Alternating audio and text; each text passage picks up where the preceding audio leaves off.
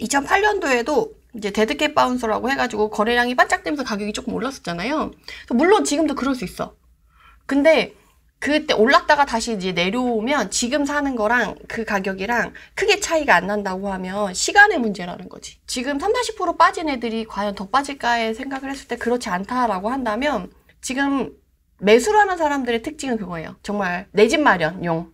그래서 신축인데 5년 미만 신축인데 가격이 30~40% 빠졌고 입지도 좋아. 그래서 향후 어쨌든 내 집 거주하면서 충분히 떨어져도 감당할 수 있어 라고 하는 분, 내 집 마련 하시는 분들이 있고, 네. 투자자의 관점에서 투자를 하시는 분들은 이거 너무 좋은가? 근데 가격이 너무 비싸서 그전에는 조금 담기 좀 부담스러웠는데 최근에 가격이 싸졌으니까 이거 좀 쌀 때 좀 담아놓자 라고 해가지고 담아놓으시는 분들이 좀 거래량을 주도하고 있다라고 생각을 하시면 돼요. 그래서 내가 어느 쪽에 붙어서 움직일 거냐. 그래서 이따가 또 뭐 무주택자 갈아타기 하시는 분들도 얘기를 어떤 방법으로 하시라고 얘기를 드릴 텐데, 네. 그런 분들도 그런 관점에서 보시면 좋을 것 같아요. 지금 매수세의 흐름을 어떤 식으로 읽고 얘가 얼마나 에너지가 응축되어 있고 이게 얼마나 갈 것이냐 이런 거를 보면 되는 거지. 올해 하반기에 더 힘들어질 거예요. 왜냐면 역전세가 점점점 쌓이면서 사람들이, 투자자분들은 힘들 거고, 근데 가격은 이제 좋은 애들은 더 싸지진 않을 것 같아요. 왜냐면 매도자들이 급한 게 이제 없어졌거든. 급하지 않아졌거든.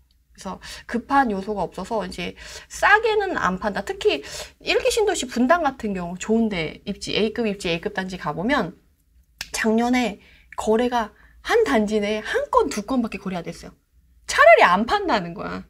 근데 23년도에 좀 거래량이 살아나면서 거래가 좀 됐어. 왜 그러냐면 그래도 작년에 생각했던 가격이, 매수자가 원하는 가격이 그 정도에는 안 팔아 했는데 나는 이 가격 10억은 받아야 돼, 15억은 받아야 돼 라고 했는데 그럼 그 가격에 살게 하는 사람들이 이제 붙으니까 이제 거래가 된 거거든요. 그러니까 좋은 물건들은 일정 금액 이하 안 떨어져요. 그러니까 시장이 어렵거나 어쩌거나 해도. 그러니까 내가 좋은 물건을 싸게 사올 거냐, 아니면 이제 그 시장의 상황을 보고 조금 그 분위기를 타서 자기가 수익을 보려고 움직일 거냐, 그거에 대한 고민을 좀 하셔야 되는 시기가 아닌가 싶어요. 이게 이제 유튜브를 봐도 그렇고 블로그를 봐도 그렇고 이게 의견이 지금 팽팽하지 않습니까? 지금 오히려 더 11월, 12월에는 거의 비관론이 90% 이상이었는데 더 빠질 거다라는. 근데 이제 지금은 좀 거래도 되고 좀 그래도 분위기가 조금 풀리다 보니까 이게 연말 가면 좀 분위기가 좀 좋아질 거다 하는 게 조금 더 이제 목소리가 조금 커졌고, 아니다, 여전히 데드캣 바운스다, 더 빠질 거다 라는 의견. 그 다음에 이제 전세 가격, 아까 이제 말씀하신 대로 좀 전세 가격이 조금 더 조정될 여지가 남아있기 때문에 이거에 대한 또 집주인들의 대응이 맞물려서 조금 매물이 나올 수도 있다, 뭐 이런 의견들이 아주 분분하더라고요. 어떻게 좀 보세요? 저는 사실 그 의견에 분분한 것에 같이 동조하는 분들한테 조금 안타까운 생각이 들어요. 뭐 하려고 그거 신경 써요? 관심 없다? 왜냐면 우리가 비가 온다고 해서 비를 그치게 할 수 있나요? 아니거든요. 우리는 비가 오면 그냥 우산을 써야 돼. 우리는 우산을 준비해야지. 뭐하러 비가 내리는지 안 내리는지 내가 그걸 통제할 수 없는데. 물론 기상일보를 보면서 비가 올지 안 올지 공부를 해서 미리 대비를 하는 건 좋지만, 내가 비가 올 것이다 안 올 것이다가 갑론음방 해봐서 뭐예요? 어차피 비는 올 건데. 메디테라님, 오늘 소나기가 올까요? 이런 거죠. 네, 그러니까 이걸 누가 맞춰? 하락장 예상하신 분들도 그게 딱 진짜 나 이때 정확히 몇 월 며칠에 하락장 시작될 거야 라고 얘기한 게 아니고 5년 전부터 3년 전부터 하락 올 거니까 준비해 이렇게 얘기했던 사람들이라는 거지. 소나기는 언젠가 옵니다, 뭐 이런 거지. 그치. 그러니까 기후제랑 똑같은 거야. 비가 올 거예요. 비가 올 때까지 기후제를 지내는 거지. 근데 우리가 거기에 신경과 노력을 쓰면서 시간을 허비할 필요가 있냐는 거지. 차라리 그 시간에 내가 마련할 미리 비가 올 것 같다. 그럼 미리 우산을 준비해 놓는 거지. 역전세 지금 시작됐잖아요. 역전세를 막기 위해서 우산의 자본을 우리가 지금 준비하기도 너무 바쁜 시간에 그 갑론음박을 왜 하는지 솔직히 전 잘 모르겠어요. 내가 지금 돈이 없어. 당장 움직일 수가 없고 역전세도 많이 나고 그래. 어차피 못 사잖아요. 데드캣 바운스도 뭐 어쨌든 살 수 없어. 그걸 왜 고민해. 자기가 살 것도 아닌데. 그러면 본인이 이걸 다 해결하고 돈이 생겼을 때, 상황이 됐을 때 움직일 거를 대비해서 공부를 해놓고, 그러면 다음 장 왔을 때 이번에는 서울에 입성 못했어. 그럼 다음에 서울 입성할 걸 준비를 해가지고 우산을 준비하든 자본을 준비하든, 요새 뭐 킥보드인가? 그래서 빨리 달릴 걸 준비해야지. 아니 본인 돈도 없는데 데드캣 바운스를 왜 고민하는 거야? 난 이해를 못하겠어. 그렇지 않아요? 내가 지금 당장 살 거야. 그럼 데드캣 바운스를 고민해. 근데 당장 살 거 아니면 그걸 고민할 필요가 없고, 본인이 지금 살 거다. 그럼 데드캣 바운스를 고민이 된다. 그럼 두 가지만 여러분들이 이제 결정하시면 돼요. 내가 샀는데 집값이 떨어져. 한 1억, 2억 녹을 것 같아. 물론 그 정도 1, 2억 녹으려면 뭐 15억 전후? 10억 전후 이상은 돼야지 그 정도 녹아요. 네. 그 밑에 급은 뭐 5천만 원이나 뭐 이 정도.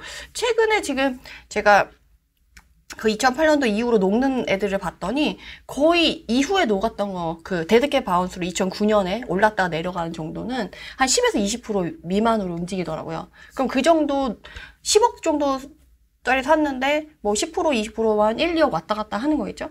그래서 나는 지금 10억에 샀는데 나중에 9억, 8억 될 게 너무 불안해. 그러니까 그게 더 불안한지 아니면 내가 8억에 봤어, 물건을. 그래서 데드캣 바운스라고 해가지고 살까 말까 고민하다가 얘가 10억이 날라갔단 말이에요. 그럼 그때 이제 못 샀어. 네. 그럼 이제 이 물건을 놓친 게 더 속상할 건지. 그리고 10억대에서는 못 살 거잖아요. 그럼 그 못 산 게 본인한테 더 타격이 있는지 그 두 가지만 결정하시면 돼요. 지금이 데드캣 바운스인 거를 걱정하는 분들이, 지금 살려고 하시는 분들이 결정은 딱 두 가지예요. 그래서 두 가지에서 결정한 다음에 내가 만약에 떨어진 게 너무 걱정된다. 그러면 저점 시그널 제가 항상 말씀드리는 거 있잖아요. 거기에 들어와서 안정권에 들어와서 상승의 분위기를 충분히 탄 다음에 사면 돼요. 대신에 절대가를 조금 더 높게 살 수는 있겠지. 근데 안 사는 것보다 나으니까 그래도 그렇게 하는 거죠. 근데 내가 만약에 나는 가격이 올라가는 거 저점을 보고 나서 몇 억 오른 걸 보고는 절대 못 살 것 같아. 그런 사람도 있잖아요. 다음 장을 기다리지 뭐. 항상 조금 제가 살려고 했는데 자기도 모르게 시간이 지나서 가격이 올랐어. 그래서 그러면 이제 또 못 사시는 분들이 진짜 많아요. 난 그런 성격이야. 그걸 본인이 알아. 그러면 우선 사야지. 대신에 제가 영끌하지 말라고 항상 말씀드리고 본인이 움직일 수 있는 한에서 지금 특례보금자리론 뭐 우주택자나 갈아타기 분들 특례보금자리론이나 신규대출은 지금 3% 4%까지 되잖아요. 사실 우리가 2017년 15년 18년 이때 막 그 거래가 활발했을 때 대출이 3%대 4% 초반이었거든요. 지금 거기까지 내려와 있어요. 근데 이제 금리 인상이 워낙 작년에 워낙 큰 이슈여가지고 다들 허들짝 놀라가지고 이제 자라보고 놀란 가슴 솟던 거 보고도 놀란다고 지금 4%라고 해도 여러분들이 조금 마음이 갈팡질팡하신데 고정금리로 조금 이자 좀 더 몇 프로 더 주더라도 0. 몇 프로 더 주더라도 고정금리로 묶어놓고 지금 그렇게 해서 아예 못 사는 것보다는 그래도 뭔가 해놓고 움직이는 게 낫지 않겠냐. 내가 어떤 성향의 사람인지를 스스로한테 좀 지금 많이 물어보시고 그런 것들에 대한 다리를 한 개씩 놓아야 될 시기가 아닌가 싶어요. 그래서 지금 저는 임장 나가면서 더 느낀 건 돈 많은 사람들이 진짜 부지런해. 그 사람들이 씨앗 뿌리느라고 진짜 열심히 다니고 더 열심히 다녀요. 자료를 보면서 네네네. 해볼까요? 이게 왜 이 데이터가 되게 좋으냐면 지금 시장 날아가는 시장 있잖아요. 날아가는 지역이 그대로 나타나요. 송파입니까? 딱 보이죠. 딱 보이죠. 지금 전국 탑, 송파. 송파 사요? 지금 송파 나름이지. 네. 잠실과 안잠실이 나눠지면서 이제 그런 것들이 나눠질 텐데 뉴스에서도 송파가 많이 나와요. 저희가 임장을 또 송파를 갔다 왔는데 임장 가는 날 부동산에서 한참 얘기를 나누고 있는데 사장님이 텔레비를 틀었는데 막 송파 뉴스가 나오고 있어. 송파의 전세 가격이 최근에 반등했다. 매매 가격이 3억이 뛰었네. 어쩌니 마 이런 얘기 나오는 거야. 잘 찍어서 임장 왔구나. 이런 뻔뻔한 또 느낌이 있잖아요. 네. 좌측이? 네네. 그러니까 좌측이 일별? 일별이에요. 그러니까 2021년 9월에 하락장이 시작이 됐잖아요. 그 하락을 기점으로 해서 시간이 이만큼 200일 지났다는 거지.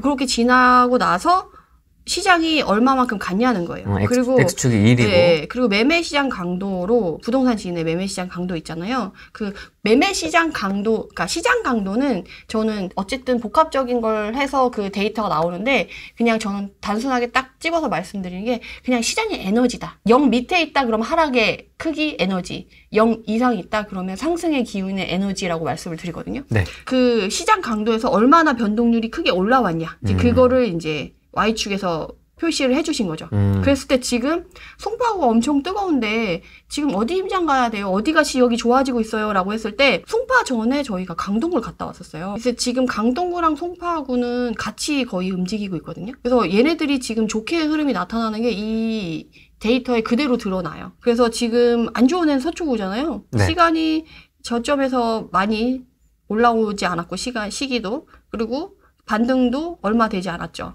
서쪽은 왜 그럴까요? 강남구가 옆에 있잖아요. 근데 강남구의 입주 물량이 좀 많이 예정되어 있고 가격대가 무겁다 보니까 지금은 그렇게 움직일 수가 없고 최근에 그 재건축 관련해가지고 안전진단 통과하는 라고에 막 으쌰으쌰 했던 양초구가 또 좀 약간 중간 분위기가 좋아졌잖아요. 지금 좋아지고 있는 애들이 여기 상위권에 이렇게 하면 좀 좋아지고 있는 애들을 볼 수가 있거든요. 그래서 내가 만약 이쪽에 관심을 갖고 있다 그러면 분위기 타고 있는 애들이 얘네들이구나 라고 이해를 하시면 좋을 데이터여가지고 이게 다른 데이터에서는 안 나와 있어요. 이런 식으로 시기를 흐름을 담을 수 있는 게. 노도강이 좀 눈에 들어오네요. 노도강. 왜냐면 가장 늦게 빠르게 타올랐다가 가장 먼저 가격에 거품이 꼈다라고 해서 많이 움직였잖아요. 근데 시장 강도가 살아나고 최근에 노후계획도시특별법 때문에 상계 중개 뭐 이런 식으로 또 많이 움직였잖아요. 그래서 그런 게 반영이 됐다라고 생각을 하시면 돼요. 근데 지금 당장 뭐 사야 되냐 좋냐라고 하기에는 그 데이터는 안 가져왔는데 네. 최근에 거래량이나 변동률에서 움직인 건 강남 3구 핵심 지역이에요. 강남, 서초, 송파, 강동, 위에 광진? 요 정도 지금 변동률로 봤을 때 조금 흐름이 좋아진 거거든요. 왜냐 그러면 하락장에 안전한 거는 가치가 있는 애들이에요. 변하지 않는 가치. 뭐 압구정 우리가 이렇게 갈 수는 없지만 어쨌든 변하지 않는 가치 있는 애들이 에너지가 조금씩 모이고 있고 걔네 위주로 좀 거래가 된다라고 생각을 하시면 되고 걔네들이 이제 노도강까지 에너지가 퍼지려면 너무 오래 걸려가지고 저는 지금 보기엔 조금 너무 이르다라고 생각이 들고 노후계획도시특별법도 하락장에 발표된 거라서 그렇게 큰 이슈가 되지 못하잖아요. 어차피 장기로 봐야 될 사업이기 때문에 지금 외곽을 보긴 저는 좀 그렇다라고 생각이 들고 지금 움직이시려면 핵심 지역 움직이실 분만 조금 정말 가치가 좋은 거 누가 봐도 가치 좋은 거 싸게 들어갈 수 있으면 그때 움직이는 게 더 낫다라는 거죠. 그럼 오른쪽은 이제 매매 전세 시장 강도. 네, 그래서 제가 요새 또 말씀드리는 것 중에 주요 지표 중에 하나가 지금 시장이 너무 비정상적이잖아요. 얼마나 비정상적이냐면 2008년도에 금융위기가 터지고 나서 2012년까지 저점을 쭉 찍었잖아요. 네. 그때 거래량이 웬만한 그 9단위나 10단위로 했을 때 한 2,000건, 3,000건 정도 돼요. 9단위. 그러니까 분당구를 얘기를 드릴게요. 제가 일기신도시 책을 냈으니까. 그 분당을 기준으로 얘기하면 2012년에 한 2,400건 정도가 2012년 저점을 찍었을 때 정말 사람들이 너무 떨어졌어. 그 금에도 절대 안 사. 막. 부동산은 망했어. 끝났어. 했던 시기에 2,400건 정도 거래됐어요. 근데 작년에 2022년도에 거래가 몇 건 된 줄 아세요? 1,000건 정도밖에 안 됐어요. 그러니까 정말 이전에 15년 지금부터 15년 전에 시장을 봤을 때 그 어떤 시장에도 이렇게까지 거래가 쪼그라들었던 시장이 없거든요. 그러니까 완전 비정상적으로 거래가 확 줄었는데 그러다 보니까 지금 시장이 너무 비정상적으로 틀어졌다는 거지. 그래서 그래도 비정상화된 시장이 그래도 정상화되고 있다라는 거를 어떻게 알 수 있냐라고 했을 때 저는 그 1순위가 거래량이라고 생각이 들어요. 거래량을 잘 봐야 되고 그 거래량 중에서도 매매 거래량 말고 실수요들이 진짜 움직이는 가수요가 없는 전세 거래량이 먼저 살아나고 그게 살아나는 걸 봐야지만 시장 정상화의 척도로 보고 그 다음에 움직여야지 그나마 좀 안정성 있게 투자를 할 수 있다라고 말씀을 드려요. 매매뿐만 아니라 전세도 같이 보셨으면 한다는 거죠. 매매만 날아가는 애들 있잖아요. 걔네들은 위험해. 지금 데드캣 바운스야. 막 거래량가 살아서 추격 매수를 해. 라고 했을 때 상당히 위험할 수 있는 지역이라는 거죠. 매매가뿐만 아니라 전세가까지 받쳐주면서 가.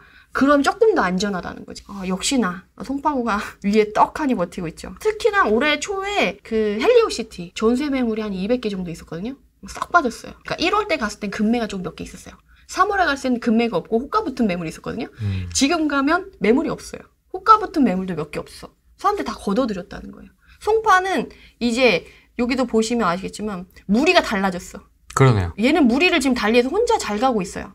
유독 좀 튀는데요? 왜 그런지 아세요? 왜 그래요? 송파는 2018년에 파리 대책 터졌을 때부터 혼자 튀었어. 강남 3구 중에 가장 절대가가, 그러니까 평당가가 낮아요. 그래서 내가 강남 3구에 입성하려고 하는 모든 사람들이 거쳐야 될 워너비 동네가 약간, 그래도 뭔가 약간 건드려볼 만한 그 지역이 송파인 거예요. 모든 사람들한테 그런 게 있고, 그리고 송파구가 지금 강남 서초 중에 가장 먼저 새 옷을 빠르게 갈아입고 있는, 그래서 대단지가 많아서 출렁출렁한 게 꽤 많았어요. 엘리트 만세대 입주할 때도 그랬고요. 헬리오 만세대 입주할 때도 그랬고, 이제 이후에 지금 지금 뭐 송파구는 아니지만 강동구에 파크포레온 둔촌주공 입주할 때 그 12,000세대잖아요. 그때 또 송파에 기회가 있거든요. 그래서 출렁출렁이면서 기회가 계속 생기고 10억 밑으로 내가 강남 3구에 입성할 수 있는 지역이 이제 송파밖에 없거든요. 그래서 사람들이 송파에 관심이 상당히 많고 헬리오 같은 경우는 또 5년 미만 신축이잖아요. 그리고 입지가 가락동이지만 그래도 잠실과 멀지 않으면서 가보시면 아시겠지만 삐까번쩍해요. 만세대가 커뮤니티도 막 있고 안에 정말 별의별 게 다 있어요. 사람들의 만족도나 이런 게 훨씬 좋고 이제 실수요자분들도 이제 충분히 가세할 수 있어가지고 송파는 전세 시장도 충분히 받쳐주면서 매매가가 지금 움직이고 있는 그런 지역이어가지고 좀 남다르다. 그 다음에 지금 본 게 지금 강남구랑 강동구랑 양천구 이렇게 쭉 나눴을 때 납득이 됩니다. 네. 지금 뭐 뉴스나 이런 거 봤을 때. 근데 이게 고스란히 데이터에 나타난다는 게 전 너무 신기했어요. 지금 제가 아까 사실 거래량 말씀드릴 때 이 도표 보여드리면서 하려고 준비해 온 거거든요. 네. 그래서 아까 말씀드린 게 이거예요. 2012년에, 2006년에 한참 분위기 좋을 때 7,000건 정도 송파가 거래됐었거든요. 네. 12년에 그 반토막에 3,000건 정도 거래됐어요. 그리고 나서 2022년도에 얼마를? 700. 얼마나 하락장 완전 쪼그라들었을 때보다 얼마나 지금 거래량이 줄었는지 비정상적인지 아시겠죠? 5분의 1 토막. 그러니까. 와. 근데 상승장 한참 좋을 때는 8,000건까지 거래되거든요? 한 10분의 1 토막? 네, 8,000건이랑 비교하면 진짜 더 확실히 느낌이 확 나죠. 근데 지금 2023년 들어가지고 5개월 지났잖아요. 5월까지. 그러네요. 거래량. 다 반영이 되진 않았지만. 근데 이제 1,000건 넘었잖아요. 이미 작년 1년 거래할 거 다 했어. 그러니까 그래도 작년보단 낫겠다. 라는 분위기가 되겠고, 그럼 2021년 정도까지의 거래량은 어느 정도 나오지 않을까라고 이제 기대를 해볼 수 있다는 거지. 근데 신기한 건 또 2021년도에 거래량 보면 2,000건이잖아요. 2012년 하반기보다도 그 하락장이었을 때 안 좋았던 것보다도 거래량이 낮았어요. 그러니까 2022년도 사실 정상적인 시장은 아니었던 거예요. 그러니까 우리가 갈 길이 멀은 거지. 정상적인 시장으로 시장이 자정작용을 하려고 하는 상황까지 가려면 좀 시간이 걸릴 텐데 그래도 우리가 조금씩 거래가 되면서 최근에 매도를 쳤다. 역전세나 물건 털었다. 이제 숨 돌릴 구멍이 조금 거래량이 살아나면서 생길 수는 있다라는 거죠. 그래서 대략적으로 봐도 한 4, 5천 건 이상씩은 좀 나와줘야 하락장에도 그래도 자기가 털고 싶으면 털고 이사를 가려면 이사를 갈 수 있는 거지. 이게 700건 거래되면 이사 가고 싶은 사람도 이사 못 가요.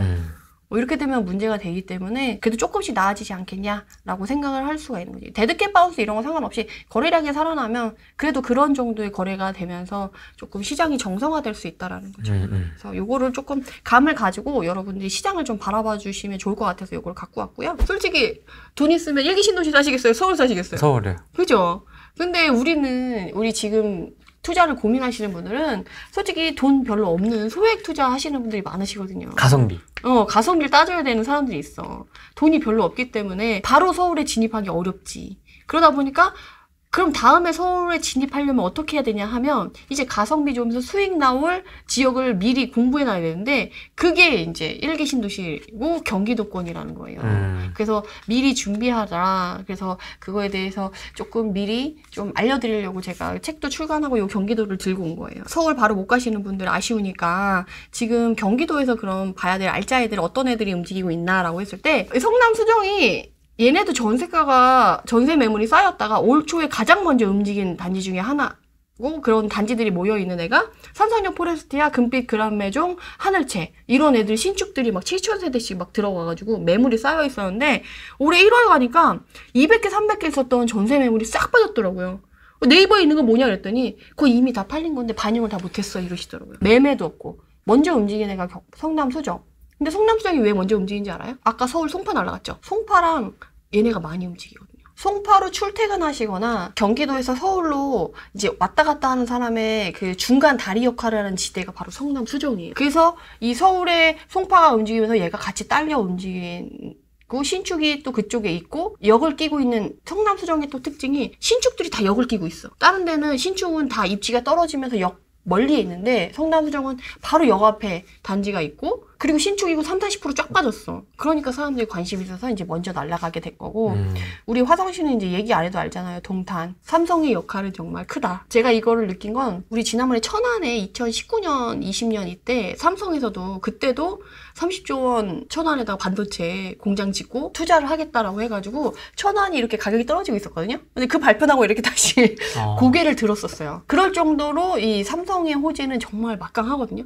근데 문제는 뭐냐면 계획 발표할 때가 영향력이 최고라는 거지. 그 다음에는 조용하잖아요. 천안 지금 뜨거워요? 지금 천안 조용하잖아요. 그 호재가 사라진 게 아닌데. 그러니까 딱 발표했을 때만 사람들이 관심이 포커싱 되면서 가격이 날아가는 거예요. 그러니까 지금 동탄, 화성시 이쪽, 화성시 주변으로, 물론 동탄의 메인 입지에는 입주 물량이 많지는 않은데 그 주변으로 봉담이라던가 주변의 다로 따로 또 공급 물량이 좀 잡혀있기 때문에 지금 일시적으로 그걸 부안해동에서 따라간다. 그럼 조금 위험할 수 있어요. 동탄 이익이 신도시의 시범단지 같은 경우 우포안 이렇게 얘기했을 때 들으시는 분들이 있어요. 시범단지에서도 메인단지 최고의 가치를 자랑하는 애들. 그런 애들은 벌써 작년 12월에 벌써 가격이 바닥을 찍고 올라갔거든요.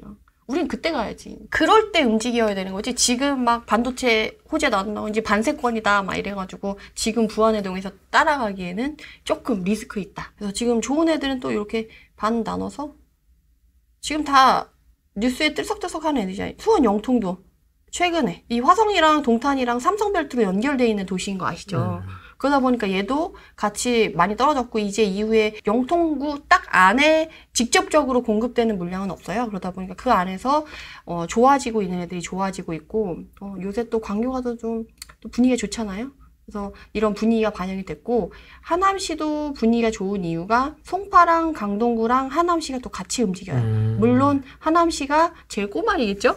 송파, 강동, 하남시도 좀 좋은 분위기를 보이고 있어요. 근데 기본적으로 이렇게 좋은 분위기를 나오면서 지금 에너지가 이렇게 큰 애들 있잖아요. 밑에서 고만고만한 애들 말고 네. 여기 위에서 이런 애들은 그 전세가랑 전세 수요가 받쳐주는 애들이에요. 그런 애들로 움직인다라고 생각하시면 되고 최근에 뭐 광명도 워낙 입지가 좋으니까 움직이긴 하지만 얘도 입주 물량이 좀 있고 철산 쪽에 또 재개발이나 재건축이 진행되면서 입주 물량이 계속 있어서 들어가실 때 내 집 마련이나 이런 거 하실 분들은 괜찮지만 전세가 흔들릴 걸 고민하시는 분들은 조금 조심해야 될 지역이죠. 이런 식으로 용인 수지는 분당 날아가고 위쪽이 날아가면서 같이 움직이는 도시잖아요. 빨간선. 네. 그래서 지금 여기 이 사선을 기준으로 위에 있는 애들 충분히 납득이 갈 만한 애들인 네. 거죠. 그래서 여러분들이 지금 잘 가고 있는 애들 어디예요? 라고 궁금하신 분들은 요 도표 보시면 바로바로 이해가 되실 거다. 만안구도 눈에 들어오네요. 안양 만화구에 레미안 메가트리아가 있어요. 그래서 요번에 특례보금자리로 나오면서 가장 수혜를 받은 단지 중에 하나인데 대단지예요. 최근에 신축이 좀 만화구에 좀 들어가면서 좀 움직임이 있었어요. 그래서 그런 것들이 이제 반영이 돼가지고 이렇게 좀 그래프에 좋은 분위기를 나타내고 있다. 여러분들이 궁금해하시는 지방 가보기 너무 넓고 많고 어떤 걸 중점적으로 이제 생각해야 될지 모를 때 네. 이제 여러분들이 궁금해하실 것 같아서 갖고 왔는데 네. 요새 분위기 좋은 건 청주, 창원구 쪽. 청주 단톡방에서 얘기 많이 나오더라고요. 또 이게 사람들이 단톡방이 진짜 빨라. 이제 항상 느끼는데 단톡방이 진짜 빨라요. 그리고 춘천. 왜냐면 춘천은 춘천이 있네. 춘천이 좀 특징적인 게 강원도가 시장의 흐름이 진짜 늦은 동네예요. 늦어. 근데 원주는 그나마 그래도 조금 같이 움직였는데 춘천은 그 레고랜드로 몇 번 진짜 춘천은 레고랜드가 어떻게 보면 애증의 물건인 것 같아. 그것 때문에 막 호재다라고 해서 춘천이 막 뜨지만 결과적으로 까봤더니 레고랜드는 약간 헛방. 그렇게 되다 보니까 춘천이 가격이 사실 많이 못 갔어요. 그러다 보니까 전세가도 좀 안정적이고 그래서 다른 애들은 허수가 많이 껴서 막 날아갔다라고 하면 춘천이 허수가 낄 새가 없었어. 그냥 가던 대로 천천히 가다 보니까 상대적으로 하락장이 왔을 때 오히려 선방하는 지역이 아닌가. 춘천이 그렇게 생각이 들고 네. 천안 서부구가 요새 조금 특히나 전세 분위기가 좀 좋아지고 있더라고요. 움직이려고 하는 사람들. 특히나 최근에 전세 사기 때문에 좀 몸살을 앓고 계신 분들 많잖아요. 네. 새로 전세를 얻어야 되는데 요새 전세 사기가 너무 극성이니까 부동산 사장님도 못 묻겠다라고 해가지고 불안해서 차라리 이참에 좀 적정한 가격대 중소형 이상의 소형 아파트 같은 경우 차라리 내 집 마련하자. 라고 하는 수요가 꽤 늘어나고 있잖아요. 그런 것들의 반영이 좀 잘 되고 있는 지역이 또 여기 천안의 서북구 지역인 것 같아요. 아무래도 좀 삼성의 반도체도 있고 그러다 보니까 거기 직주 근접이나 수요가 또 탄탄하거든요. 그러다 보니까 조금 그런 부분의 움직임이 있고 또 경남의 창원도 눈에 들어오네요. 창원은 괜찮아요. 저도 참 창원을 참 좋아하는 도시 중에 하나고 우리 창원도 갔다 왔었잖아요. 네. 근데 이제 성산구에 있는 그런 애들 후랭이님이 좋아한다고 했던 그 연못. 네, 연못 앞에 있는 애들 네. 그런 애들이 있는 데서 좀 분위기가 괜찮아. 마산 하포구는 지금 좀 입주 물량이 있어 조금 힘들어요. 근데 상대적으로 거기 거주해서 내 집 마련하시려고 하는 분들은 공급 물량이 있을 때 흔들리니까 오히려 기회가 될 수는 있겠죠. 근데 투자자는 조금 힘들고 본인의 입장에 따라서 활용을 하시면 좋을 것 같고, 그래서 여기도 이렇게 쭉 반으로 나눠볼까요? 시간이 지나면서 좋아지는, 반등하면서 그게 좋아지는 애들이 그래도 어느 정도 입지를 갖고 있고 호재를 갖고 있고 있는 애들 위주로 지금 최근에 살아나는 거죠. 여수도 좀 떠 있네요. 근데 얘는 여기에 있는 청주나 춘천보다 시간이 더 오래 걸렸잖아요. 그러니까 시간이 오래 걸린 애들보다 시간이 덜 걸리면서 변동폭이 있는 애들이 지금 여기서 말씀드리면 회복 탄력성이 좋다 정도로 얘기를 할 수가 있지. 이제 전세가까지 같이 움직이는 전세 시장 강도랑 매매 시장 강도 있잖아요. 전세 변동률과 매매 변동률 같이 움직여서 좀 안정적으로 움직이는 애들이 보면 역시나 청주랑 춘천. 지금은 실수요자가 받쳐주지 않고는 안정적으로 이렇게 뜨기가 어려워요. 그러니까 아까 앞에서 봤던 것처럼 특이하게 위에 있던 애들은 전세가도 받쳐주는 애들이 많다. 이렇게 이해를 하시면 되겠습니다. 의견이 분분하거든요. 수도권을 봐야 된다. 호랭이TV에 나오셨던 전문가분들도 의견이 분분하고요. 지방을 봐야 된다. 부울경을 이제 봐야 된다. 수도권이 그래도 먼저 다시 움직일 것이다. 이렇게 보시면 의견이 다 분분하거든요. 어떻게 좀 보세요? 여기에 대한 생각? 정답은 없습니다만은. 솔직히 저는 지금 지방 보라고는 말씀 안 드려요. 수도권이랑 지방이랑 면적 차이가 엄청 큰데 인구는 1대1이에요. 그러니까 실수요 탄탄한 걸 찾다 보면 수도권이 훨씬 탄탄해서 나중에 회복 탄력성이나 공급이 있을 때도 타격이 조금 더 덜할 거라는 거죠. 지방보다는. 네. 그리고 지방은 상대적으로 최근에 가격이 많이 빠지지 않았어요. 뭐야 많이 빠졌는데? 물론 많이 빠졌지. 근데 수도권에 비해서는 덜 빠졌어요. 흐름이. 호랭이님이 이왕이면 가치 좋은 것 중에 가격이 더 싸진 애를 사고 싶지 네. 안 싸진 애를 사고 싶진 않잖아요. 그러니까 서울 수도권에 있는 애들의 가치가 조금 더 높은데 걔네가 가격이 더 빠졌다는 거지. 그러니까 이쪽이 더 메리트가 있는 거예요. 그러니까 먼저 움직일 건 지금 수도권이기 때문에 수도권을 먼저 챙기고, 우리가 2008년 금융위기 때는 이전에 지방시장이랑 서울시장이랑 이원화돼 있어서 서울 수도권 안 좋을 때 지방이 날아가서 그때는 지방을 챙겼었어요.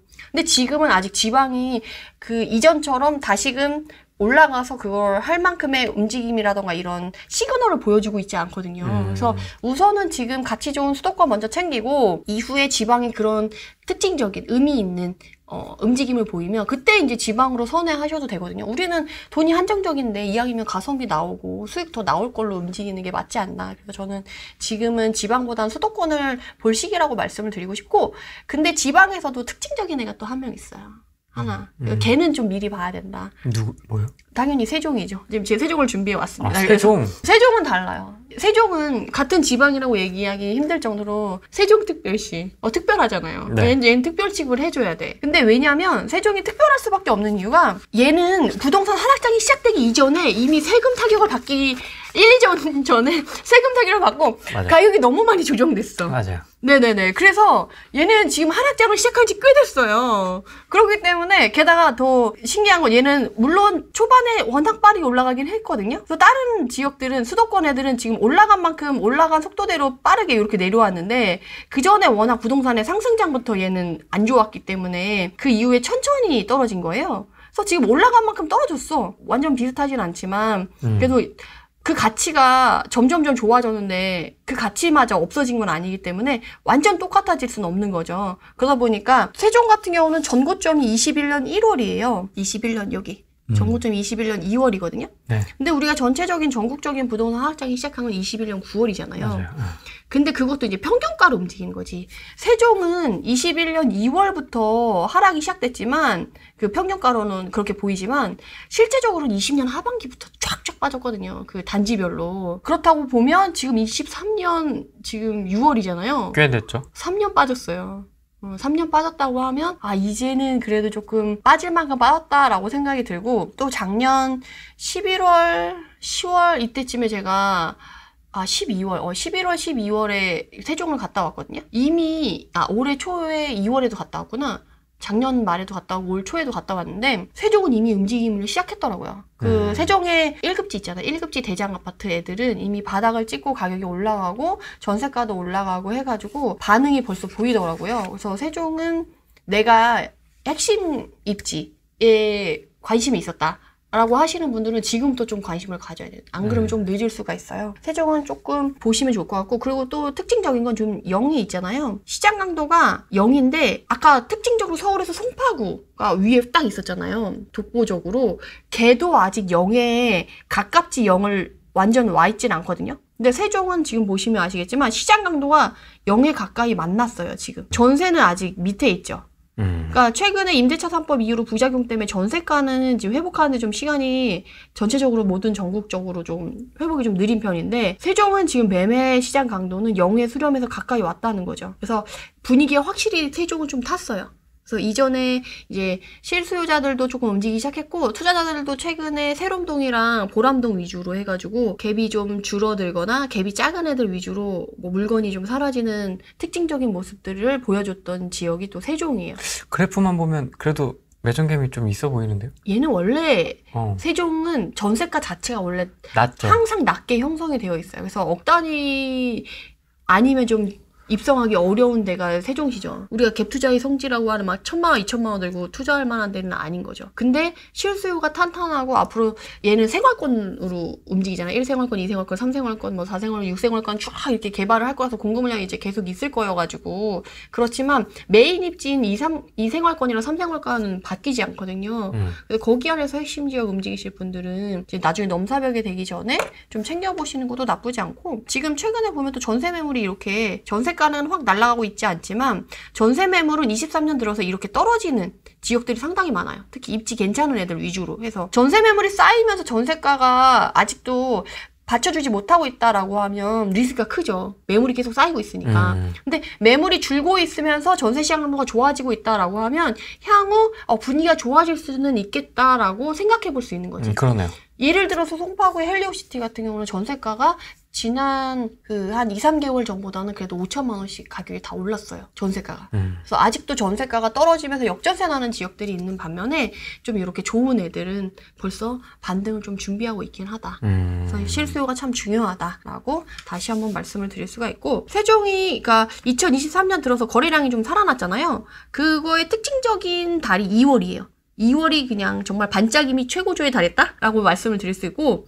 세종이 작년 하반기부터 그래도 한 월 평균 거래량의 100% 가깝게 한 80에서 90 정도가 거래가 됐었거든요. 근데 특징적으로 2월에 거래량이 살아나면서 얘는 150%로 떴어요. 그러니까 월 평균 거래량에 비해 더 된 거죠. 1.5배 된 거지. 그러니까 세종이 요만큼 살아났었고, 그럼 세종시에서 누가 거래가 많이 됐어? 라고 했더니 다정동, 고운동, 세롬동, 그리고 소담동 이렇게 거래가 됐죠. 이렇게 보면 1생활권이랑 2생활권에서 선호도가 좀 있는 애들 위주로 좀 거래가 많이 됐고, 좀 가성비 나오는, 여기서도 막 세롬동에 막 비싼 애들보다는 사람들이 내 집 마련하면서 거주하기 좋은 20평대, 30평대 약간 가성비 나오는 단지들 위주로 거래가 실수요자 위주로 좀 많이 거래됐다는 거를 알 수가 있어요. 지금 먼저 움직이고 있는 지방 중에 세종은 좀 먼저 볼 필요가 있고, 그 외에 광역시나 지방들은 조금 특징적으로 단지들만 보거나 좀 조심해서 보시는 것이 좋겠다. 지도도 가져오셨네요. 네, 왜냐면 세종에 대한 그 이미지가 전혀 없으신 분들은 이해를 하실 수가 없어서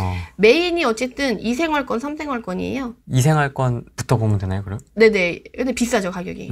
비싸고. 근데 3생활권도 2생활권 못지않게 비싸요. 근데 2생활권, 3생활권은 좀 다른 게, 여기는 세종 그 공무원 기관 있는 사람들이 여기 많이 살고요. 네. 근데 여기서 여기 넘어가는데 출퇴근 시간에는 30분, 1시간 걸려요. 오. 그냥 가면 5분, 10분인데. 그래서 3생활권의 주거 공간을 갖고 있는 사람이 2생활권 들어오기가 어렵고, 2생활권의 주거 편리성을 직주근접해야 되는 사람 3생활권 넘어가기가 힘들어요. 왜냐면 3생활권은 대전이랑 연결되거든요. 대전 출퇴근하시는 분들은 3생활권에서 2생활권으로 넘어오지 않아요.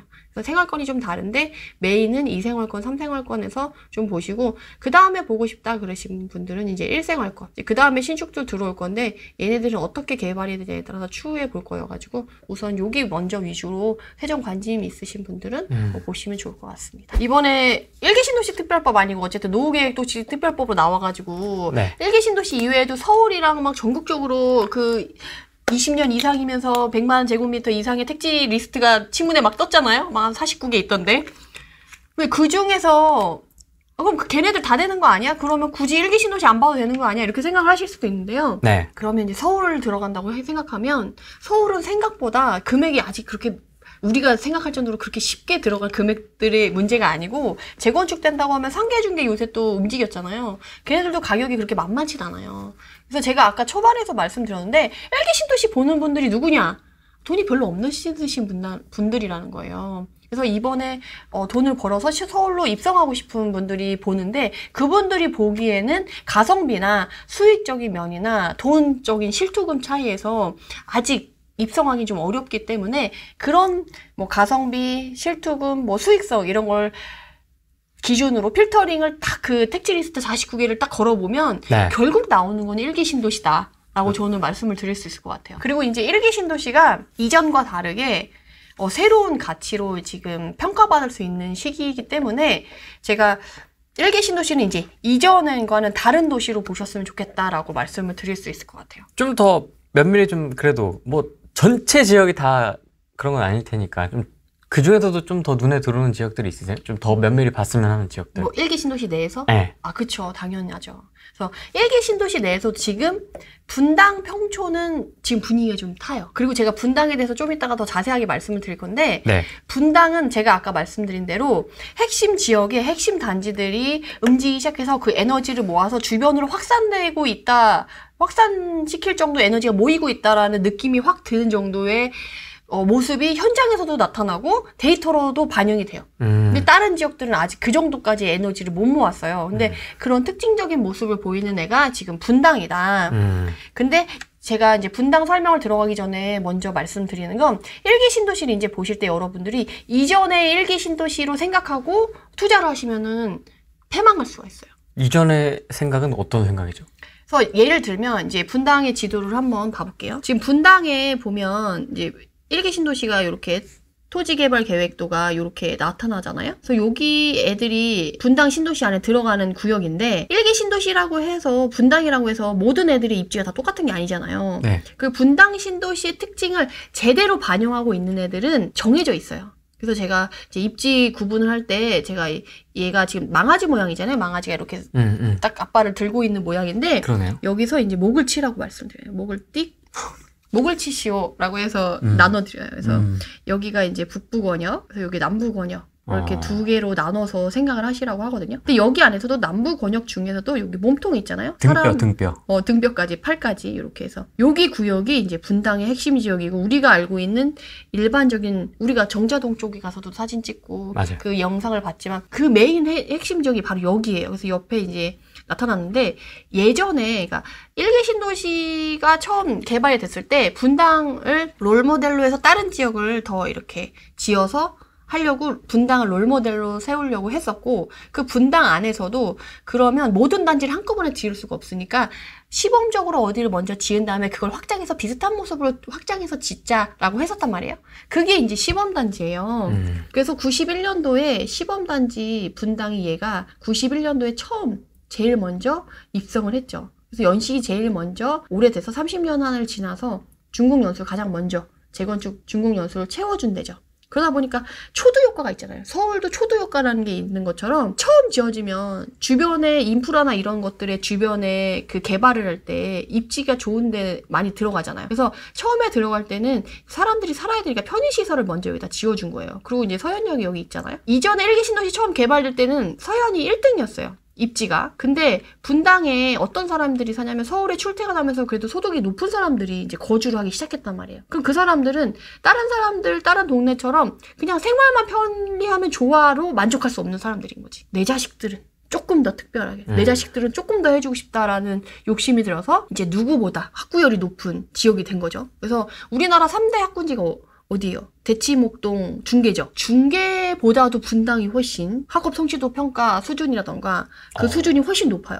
우리가 보면 대치목동 중계니까 그 3대 학군 다음에 일기 신도시에 있는 학군 지역이 따라가지 않을까 생각할 텐데 분당은 전혀 그렇지 않아요. 분당은 중계동 가지 않아요. 대치동 가지. 여기서 조금 공부 더 잘한다는 사람들은 대치동으로 가요. 그래서 그럴 정도로 학군이나 교육열에 정말 진심이신 분들이 모여 계신데 중계동은 학군 좋은데 그 중학교가 학업 성취도 평가가 88%, 89%, 91% 이래요. 근데 분당은 전체 지역이 90% 전후예요. 다 학세권인 거예요. 여기는 다 전부. 그리고 여기 말하는 이제 북부권역이나 이쪽 남부에 미처 그 핵심 지역에 못 들어간 요 다리 사이에 있는 다리 쪽에 위치한 이쪽 애들도 학업 성취도 평가가 90% 전후에 형성되어 있거든요. 중계동 웬만한 학업 성취도 평가에 있는 1위, 2위 애들보다도 얘네가 더 높아요. 그럴 정도로 학업 성취도가 높다 보니까 얘네들은 이 서연의 요 학원가로는 만족할 수 없었던 거지. 이 역을 끼고 여기 상권 자체가 다 학원가로 형성이 되고 여기 안에서 더 특별한 학교를 만들고 싶은 거죠. 순회중 내정중. 그래서 여기 학군을 배정받을 수 있는 단진이 아니냐. 그리고 학원가가 조금 더 특별하냐 아니냐. 왜냐면 같은 학원가에도 단지 내에 있는 태권도 학원이랑 아발론 그런 애들 있잖아요. 대기업 메이저. 그런 학원가랑은 또 틀리잖아요. 그러니까 그런 구분이 이제 여기서 생기는 거지. 그래서 이후에 시간이 지났을 때는 순회가 분당의 1등 입지를 가져와요. 그래서 지금은 매매가가 순회, 정자, 서연 순위요. 매매가 자체가 이전에. 왜냐면 서연은 처음에 들어가다 보니까 제일 많이 썩었잖아요. 그리고 이제 편의시설은 정자가 정자역에 새로 생기면서 이 주변에 상권이 클린하지. 생기고 가보셨잖아요. 대기업도 들어오고 오피스 상권에다가 평지에다가 여기가 더 젊잖아요. 그러니까 당연히 실수요도 탄탄하고 매매가도 얘가 더 높아서 순회 1등, 정자 2등, 서연이 3등으로 핵심 지역 내에서도 특징을 달리하면서 움직였단 말이에요. 근데 최근에 흐름이 바뀌고 있어요. 그래서 제가 그거를 일명 지각변동이라고 얘기를 드리고 있어요. 지각변동. 네네. 1기 신도시 내에서 지각변동이 일어나고 있어요. 매매가가 지금 서연이 지금 1등을 열심히 위협하려고 달려가고 있어요.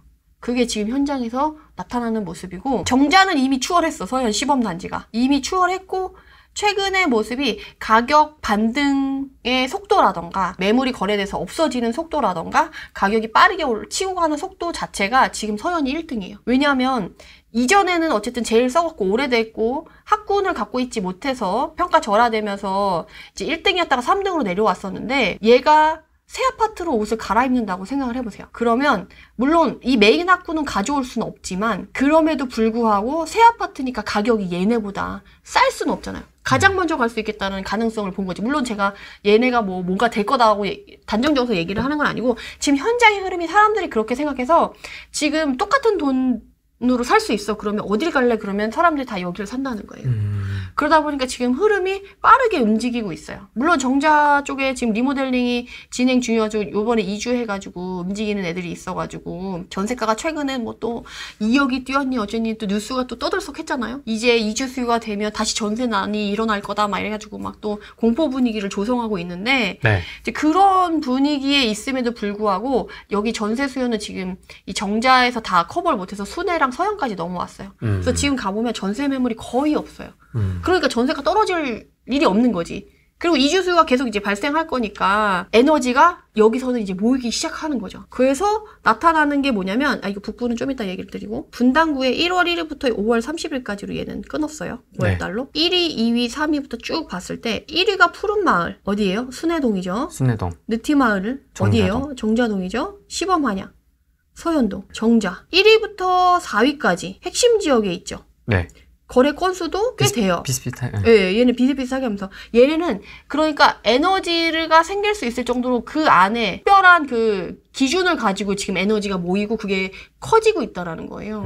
그래서 이게 퍼지면 이제 밑에나 이제 북부권역으로 넘어갈 수가 있겠죠. 근데 이제 그것들이 에너지가 얼마나 더 모이냐, 유지될 수 있냐는 앞으로 좀 모니터링을 해볼 필요가 있는 건데 분당에서는 이렇게 기준을 생기고 에너지가 모일 만한 90점이 생겼다는 거지. 아까 지방이랑 다르게 지금 분위기가 다르다라는 얘기가 바로 요 차이예요. 그러네. 여기는 여기 딱 밀집되어 있는 애들이 지금 거래 건수가 상위에 랭크돼 있네요. 부동산이 하락장이 아직 멈춘 게 아니에요. 끝난 거 아니야. 그리고 데드캣 바운스일 수도 있고 아닐 수도 있어. 그런 것들이 명확하지 않은 상태에서 사람들이 내 돈에 10억, 20억 지금 비싼 돈, 또 5억, 10억 넣으려고 한다고 하면 안전하게 넣을 수 있는 데는 가치가 있으면서 가격이 상대적으로 싸서 내가 충분히 손해보지 않을 거라고 생각하는 안정적인 데가 이런 데라는 거지. 그런 데로 사람들이 지금 이렇게 에너지를 모으고 있다라는 거예요. 그래서 요거를 이렇게 특징적으로 말씀을 드릴 수가 있고, 그래서 제가 또 1기 신도시 보면서 같이 말씀드리는 게 뭐냐면 이제 1기 신도시를 판단하는 가치 판단 기준을 두 개를 가지고 여러분들이 가치를 평가하셔야지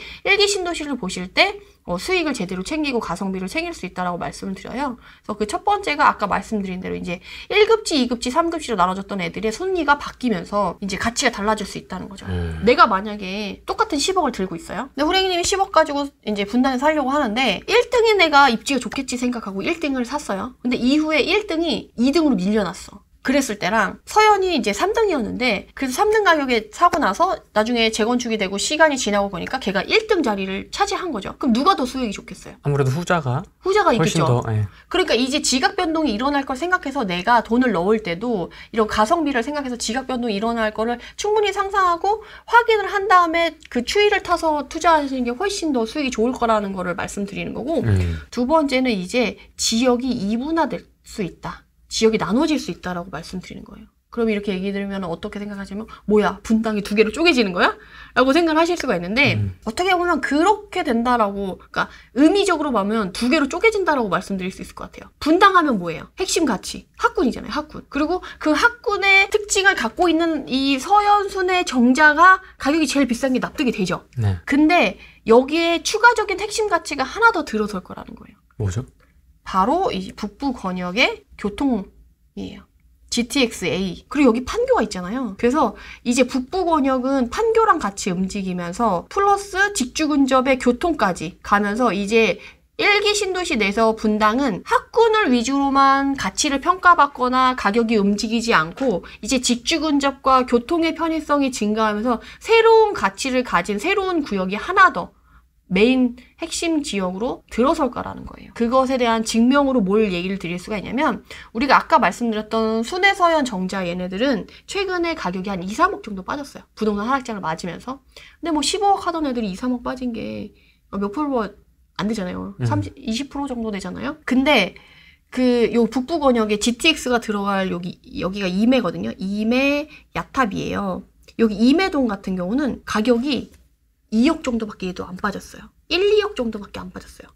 그리고 부동산 하락장 대비해서 평단위로 20평대, 30평대로 했을 때 가장 가격이 덜 빠진 지역이 여기 이매예요. 그러다 보니까 전세가는 지금 임대차 3법 부작용으로 쫙 빠졌잖아요. 그래서 지금 분당 내에서 가장 실투금이 많이 들어가는 동네가 또 이매동이에요. 가치가 있을 거라고 생각하고 재평가 받을 거라고 생각하니까 매매가는 버텨주는데 전세가가 그만큼 또 빠져주니까 아직 실수요가 교통편이 개통이 된 건 아니니까 성남면 열심히 지금 짓고 있대요. 그렇기 때문에 갭이 지금 이만큼 벌어져 있어요. 그래서 가장 실투금이 많이 들어가는 지역으로 지금 이매가 지금 이렇게 형성이 되어 있거든요. 그래서 지금 막 활발하게 움직일 수 있지는 않지만 이렇게 새로운 가치를 가져갈 동네로 이제 북부 권역이 새롭게 가치를 가져갈 수 있어서 분당은 이제 학군이 메인인 핵심 지역, 교통과 직주 근접의 핵심 지역 게 두 군데로 나눠져서 가치가 갈 거고 가격도 움직이고 갈 것이다라고 이제 다르게 생각하시면 좋겠다. 그렇게 봐야 된다. 라고 말씀을 드릴 수 있을 것 같아요. 제가 또 하나를 말씀드리면 네. 중동 신도시가 있어요. 지각 변동과 지역이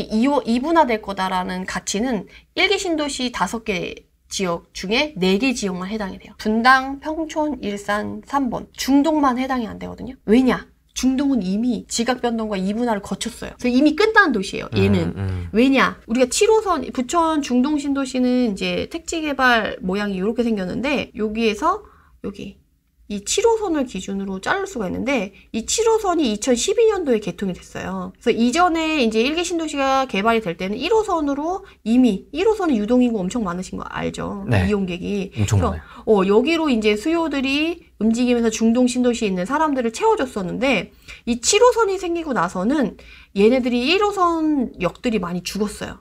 유동인구나 이런 것들을 다 위상이나 사용이나 이런 것들을 다 여기 7호선으로 자리를 내어줬거든요. 그래서 지각 변동이라고 하면 옛날에는 이 1호선 근처에 있는 애들이 집값도 비싸고 교통도 편하고 했는데 지금은 다 7호선 쪽으로 이미 가치가 변동했다라는 거예요. 그래서 이미 얘는 2012년에 개통했을 때 부동산 시장이 저점이어가지고 그때는 움직이지 못했지만 최근에 대세 상승장과 절벽 상승장을 거치면서 이미 얘네들은 끝났어요. 서열 정리가 끝난 거지. 그래서 여기에 있는 부천 시청역을 기준으로 해가지고 이미 시세랑 가치 재평가 지각 변동이 이미 다 끝난 도시가 중동이라서 이런 중동을 봤을 때 앞으로 남은 4개의 지역도 교통 편의성 지역으로서 새롭게 떠오르는 지역은 새로 이분화되거나 지각 변동이 일어나면서 가치랑 시세가 변동될 수 있으니까 그거에 맞춰서 내가 수익성이나 가성비를 생각해서 접근해야지 본인의 돈을 조금 더 유용하게, 유의미하게 쓸 수 있겠다라고 말씀을 드릴 수가 있을 것 같습니다. 저는 대구 얘기를 하실 줄 알았는데 네네. 세종 얘기를 해서 좀 약간 놀라긴 했습니다. 대구도 얘기해 주십시오. 대구는 좀 기다리셔야 돼요. 조금 더. 대구. 선진입. 선진입. 대구 지금 대구 가자. 뭐야, 그 대구 지난번부터 얘기했을 때 먼저 가서 막 경매하신 분들, 분양받으신 분들 지금 엄청 힘드시잖아요. 그렇죠. 두드러 맞고 있지 지금. 그래서 제가 그때도 그랬죠. 세종 너무 이르다. 조금 더 기다려라. 대구. 아, 대구. 네. 대구 좀 기다려라. 조금 더 기다리셔야 돼요. 조금 더. 아직 23년 물량이 아직 남아있어가지고 대구는 조금 더 기다리셔야 될 것 같아요. 만약 수성구에 막 정말 좋은 데 들어가고 싶다. 그러면 뭐. 근데 그 옆으로 정말 바로 옆에 동구가 경계선을 대고 있는데 거기에 너무 또 입주 물량이 있어요. 조급하시면 지금 몇 년째 대구를 보고 있잖아요, 사실. 그쵸? 아니, 꼭 대구를 봐야 돼? 대구 말고도 돈 되는 데 다 가면 되잖아. 근데 왜 꼭 대구만 가겠다는 거야? 근데 아마 생각보다 쉽지는 않을 겁니다. 이게 막 싸게 잡기가 쉽지가 않을 겁니다. 대구가 다시 살아나려면 대구도 저력이 있는 동네고 워낙 단위가 규모가 크기 때문에 개가 움직이려고 하면 진짜 약간 곰이 움직이는 거랑 토끼가 움직이는 거랑은 그 차이가 몸을 일으키는데 드는 에너지랑 이런 게 다르잖아요. 그래서 그 대구가 다시 이제 일어나려고 하는 기지개를 켜려고 하면 에너지가 어느 정도 모여야 되기 때문에 아직 그 에너지가 안 모였다. 지금 대구 사시는 분들도 중심 지역 사시는 분들 너무 힘들어하세요. 역전세도 나고. 그래서 아직은 대구를 볼 정도는 아니다. 최근에 23년 들어서 거래량이 살아나고 있는데 1월 1일부터 최근 그러니까 6월 1일까지 거래량이 어떤 애들이 거래가 많이 됐냐를 이제 순위로 뽑아왔어요. 출처는 이제 아실입니다. 좀 이따 1개 신도시 말씀드릴 때 말씀을 드리겠지만 에너지가 진짜 제대로 모였다. 그리고 그 에너지가 전세가 받쳐주면서 제대로 좀 갈 것 같다라고 하는 애들은 거래량 자체가 핵심 지역 위주로 먼저 움직인 다음에 그 에너지가 이렇게 퍼져나가는 식으로 가요. 에너지가 중구난방으로 떨어져서 가기보다는 밀집되어 있다는 거지. 그래서 그 매수세의 흐름이라던가 에너지가 분명하게 확연히 이렇게 코드가 잡혔다고 해야 되나?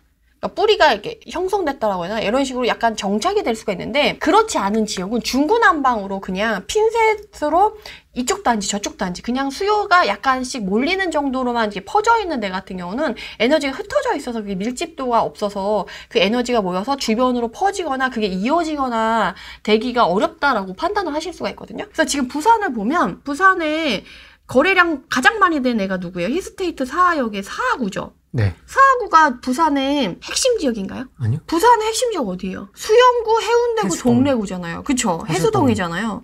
해수동이 여기에 집 있어요, 없어요? 집 2등 사상구, 그리고 3위가 범일동, 동구, 그러네요. 계금동, 남구, 부산 진구, 수영구 여기 하나, 400 비치타운. 얘는 뭐 얘는 좀 열애.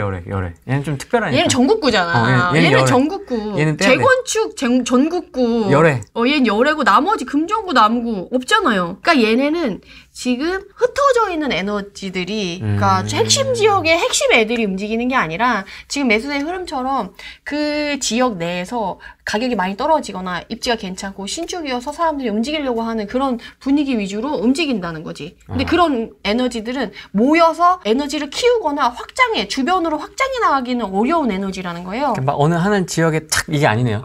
그쵸. 그냥. 그러니까 이거는 흩어질 에너지라는 거지. 그래서 부산은 아직 제가 생각할 때 분위기가 아직 모이진 않았다. 그러면 이제 요새 최근에 또 울산 얘기 또 많이 나오잖아요. 맞습니다. 그럼 울산으로 넘어가 볼게요. 그래서 울산도 요새 거래량의 분위기를 보면 어떤가 했더니 1위가 어디예요? 동구죠. 울산의 핵심은 남구잖아요. 남구. 남구의 신정동, 옥동.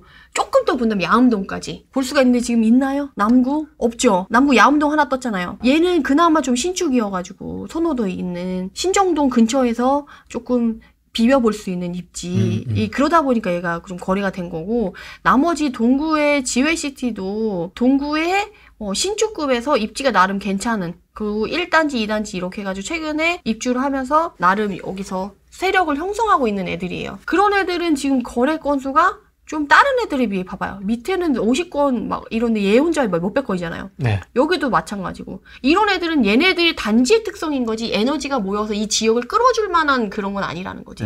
그리고 동구는 아시다시피 울산의 중공업 산업이 흔들리기 시작하면서 가장 크게 타격을 받았던 애들이잖아요. 그래서 동구는 가격이 빠진 지 오래됐었고 거기서 다시 상승하는 정도가 많이 상승하지 못했었어요. 그러니까 최근에 분위기가 좀 그렇다 보니까 상대적으로 또 가격이 저렴한 거지. 다른 애 비해서. 그래서 그런 부분이 반영이 돼서 울산이 조금 또 이렇게 막 200건씩 거래되다 보니까 조금 뉴스나 이런 데 떠서 등장을 한 거지. 울산도 지금 막 핵심 지역으로 에너지가 모였다라고 보기는 좀 어렵다. 그래서 그 다음은 이제 경남 전체적으로 해서 한번 거래량을 뽑아봤어요. 경남의 메인 지역은 어디예요? 경남이요? 창원? 창원, 김해? 김해?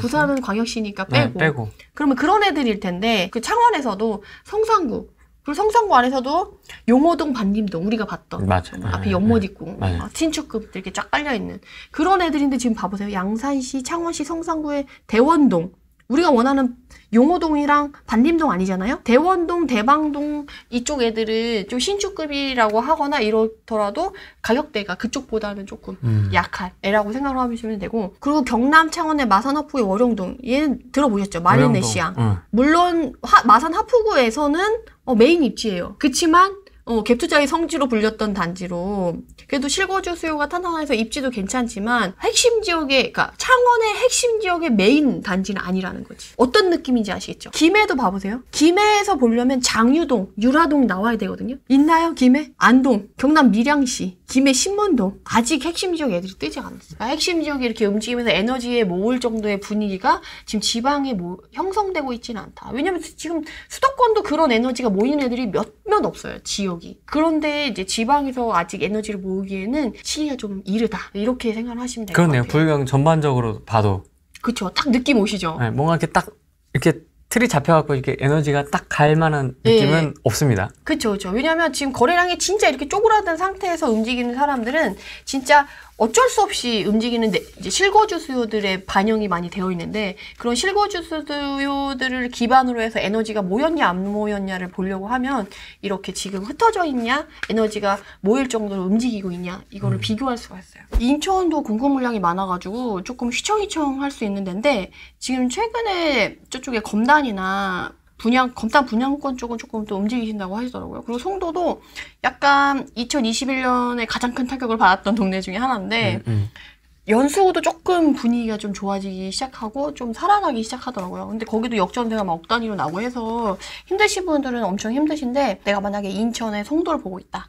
청라를 보고 있다 그러면 우리가 지금 분당에서 핵심 지역 먼저 움직여서 본 것처럼 미리 가치 있는 거가 그만큼 싸다고 하면 내가 그걸 인정이 된다라고 하면 미리 가서 할 필요도 있어요. 근데 앞으로 송도나 다른 데서도 입주 물량이 꽤 있기 때문에 충분히 흔들릴 건 감안하고 보셔야 되는 단지여서 인천은 공부를 많이 하고 들어가셔야 되는 단지예요. 그 생활권 구별이라던가 인구 흐름이라던가 이런 것들을 보고 가셔야지 아니면 역전세나 타격을 받고 휘청거리다가 못 버티고 이렇게 튕겨져 나올 수가 있어요.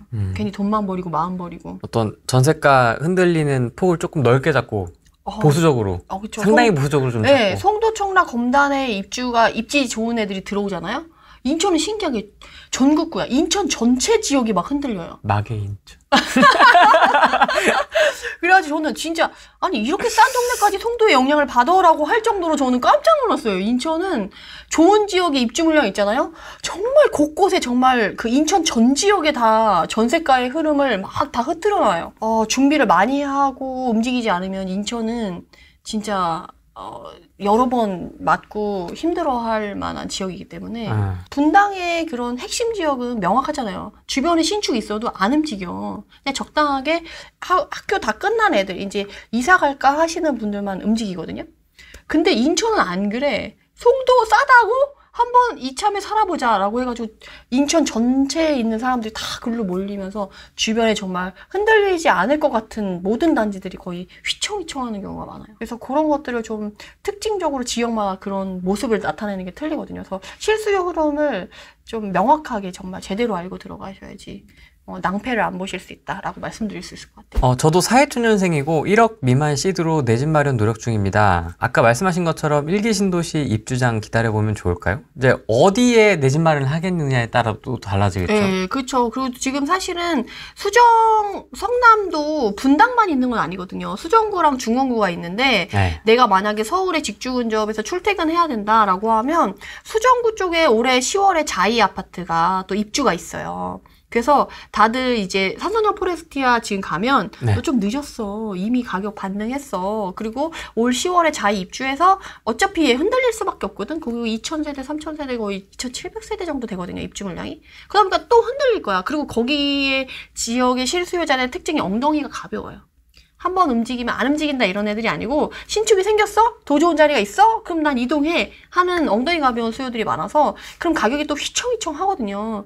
그러면 내가 약간 비벼볼 만한 이런 기회나 틈새가 생기는 거지. 꼭 제가 1개 신도시만 보라고 말씀을 드리진 않고요. 1개 신도시를 기점으로 해가지고 그 주변 지역까지 같이 탈탈탈 털어보면 기회가 정말 많거든요. 그래서 여러분들이 지금 시장의 흐름이 빠르지 않잖아요. 지금 시장 흐름 빠르지 않고 전화의 상승장 때는 공부할 새가 어딨어. 막 일주일 만에 1000만 원, 2천만 원 오르고 막 억 단위로 오르니까 하루라도 빨리 사는 게 좋은 거야 라고 생각해서 투자를 했었지만 지금 그런 시장 아니니까 1개 신도시를 기준으로 둬서 이제 주변을 확장해가면서 비교를 해보면 되게 그 가치가 명확해지고 확실해지고 확신이 들거든요. 그 전에 내가 이제 그걸 만들어 온다 생각하고 지금 미리 공부를 하셔야 돼요. 그래서 제가 그것에 대한 기준을 어느 정도라고 말씀드리면 제가 후랭이님한테 10억에서 20억 정도를 드릴 거예요, 내일. 그러면 당장 가서 수익률 좋고 가성비 좋은 단지를 찾아서 계약을 한다고 하면 내가 10억을 줄게. 라고 하면 그게 준비가 지금 되겠어요? 안 되죠. 전혀 안 되죠. 전혀 안 돼 있죠. 그러면 그거가 되게끔 본인이 지금 준비를 하셔야 돼요. 내가 내일 10억이 생긴다라고 생각하고 내가 그러면 가치 있고 가성비 좋고 내가 지금 살 수 있는 단지는 어느 단지가 제일 좋을까를 마련하려고 지금 열심히 임장을 다니셔야 돼요. 게다가 제가 뭐라고 말씀드리면 지금 부동산 가치 11자 복근이 보이는 시기라고 제가 말씀드리거든요. 거품이 다 빠졌어. 지방이 다 빠지고. 가치가 너무 명확하게 보이는 시기예요. 거래되는 애만 되고 가치 있는 데만 거래되고 그 가격을 인정받는단 말이에요. 그러니까 그걸 보기에 너무 좋아. 상승장 때는 거품이랑 지방이 너무 많이 껴서 뭐 정말 이 단지나 저 단지나 가격 차이가 없어. 가치는 충분히 가치는 너무도 다른데.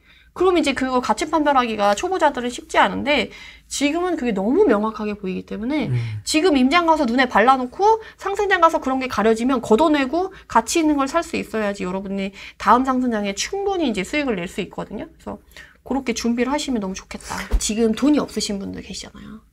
막 분당 벌써 핵심 지역 날아가고 있고, 막 거래됐대. 또 마음이 조급해지잖아요? 네. 근데 그런 분들에게 희망을 줄 수 있는 도시가 또 안양이에요. 공급이 너무 많아. 1년 사이에 지금 10,000세대 넘게 있거든요.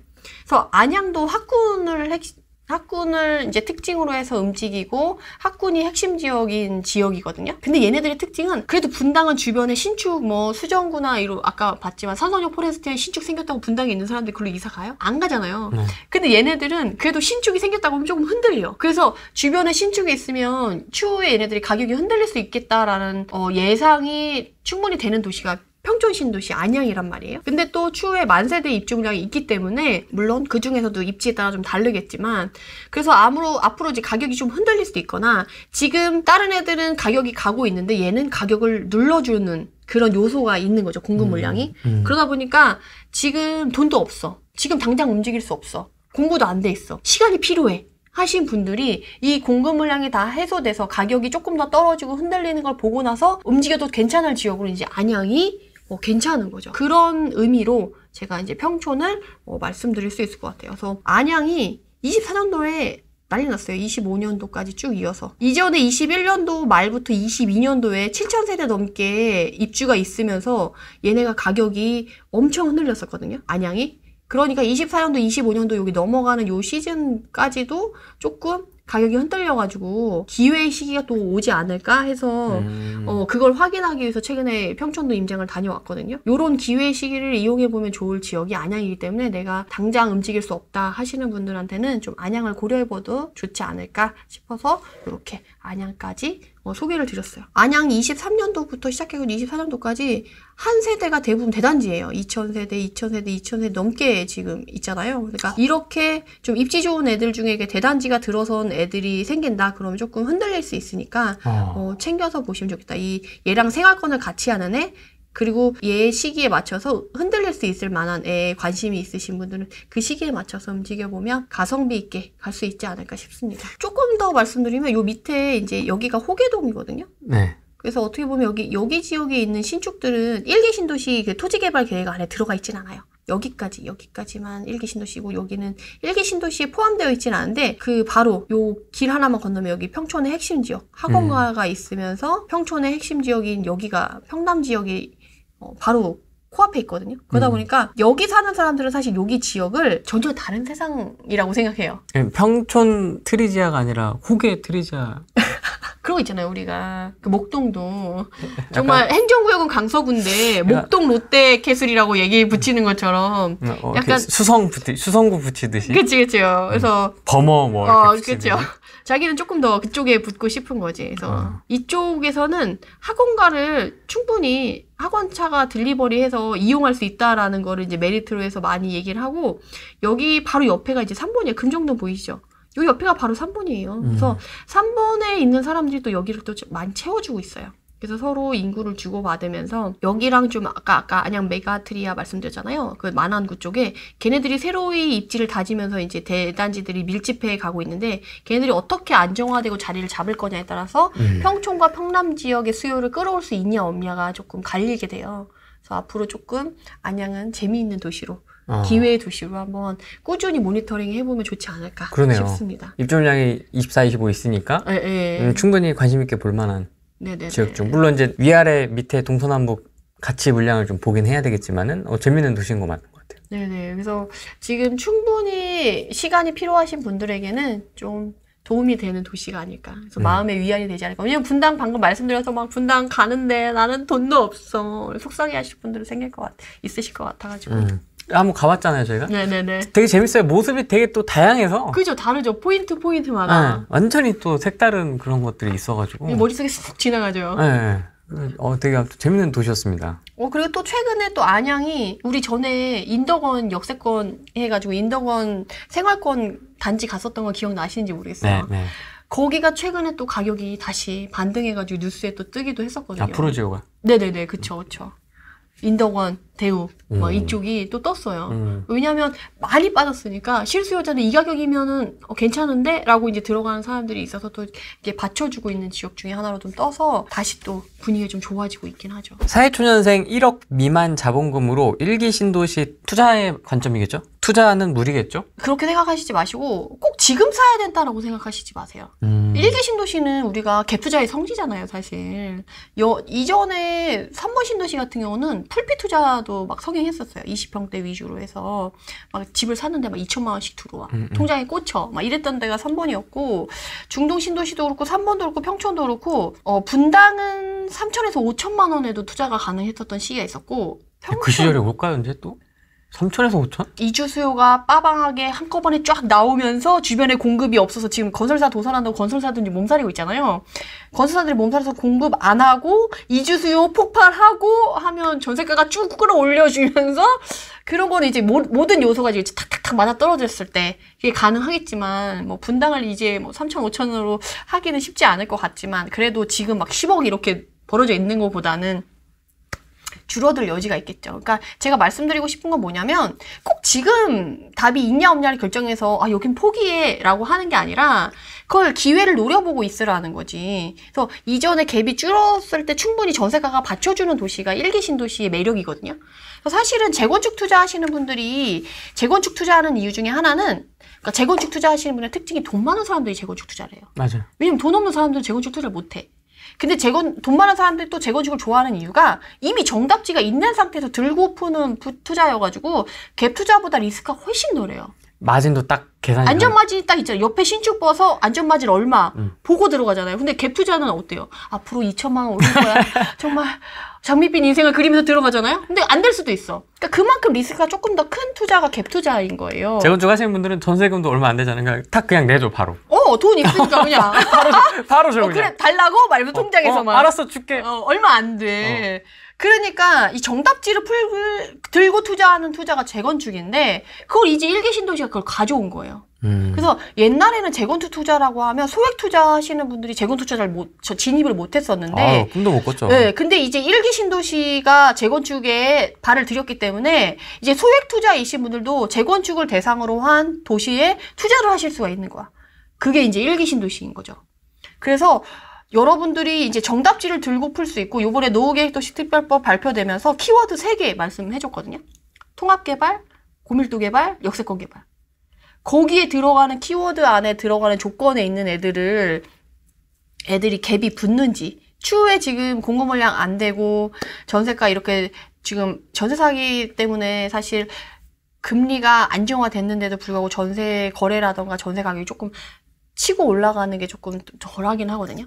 근데 이 분위기도 천년만년 갈 수는 없어요. 안정화할 거란 말이에요. 그럼 안정화되고 금리도 안정화되고 하면 우리나라 사람들은 없어지는 돈보다는 그래도 이제 주거 사다리로 전세를 이용하는 걸 좋아하기 때문에 어느 순간에는 지금보다 낮게 좀 살아날 거란 말이에요. 그러면 당연히 갭이 줄어들 수밖에 없어요. 그러면 그거에 맞춰서 내가 그때 움직여서 늦지 않아요. 자, 그러면 조금 더 노골적으로 여쭤보겠습니다. 나 1억 들고 있다. 투자의 관점에서. 일기 신도시. 뭐 지금은 하라는 얘기는 아닙니다, 분명히. 네. 그러면 어디를 좀 관심 있게 보면 좋을까요? 그래서 제가 아까 안양 말씀드렸잖아요. 안양 흔들리면 그때 이렇게 봐라. 매매가 흔들리고 전세가 상당히 조금 받쳐주는 시간. 물론 공급 물량이 쏟아지는 시기에는 전세가가 받쳐주기는 어려워요. 근데 일시적으로 그럴 거다라고 이제 예상이 되는 데 같은 경우는 잠깐 좀 일시적으로 돈을 융통을 하는 거지. 그러다가 이제 금방 한 바퀴 한 2년 정도만 돌리면 공급 물량 사라지고 나면 전세가 쫙 올라오는 애도 있거든요. 몇 억씩. 그러니까 그렇게 생각을 해가지고 공부를 많이 하셔서 그런 데를 찾아가지고 하셔야지 본인이 자산을 퀀텀 점프할 수 있는 거지. 그냥 지금 나와 있는 것 중에 1억 미만짜리 없고 1억 전후로 내가 가진 돈으로 투자할 수 있는 거 없는데요 라고 손 놓고 있으면 아무도 도와주지 않아요. 아, 플렉스 PPP님 안양. 안양 공부합시다, 안양.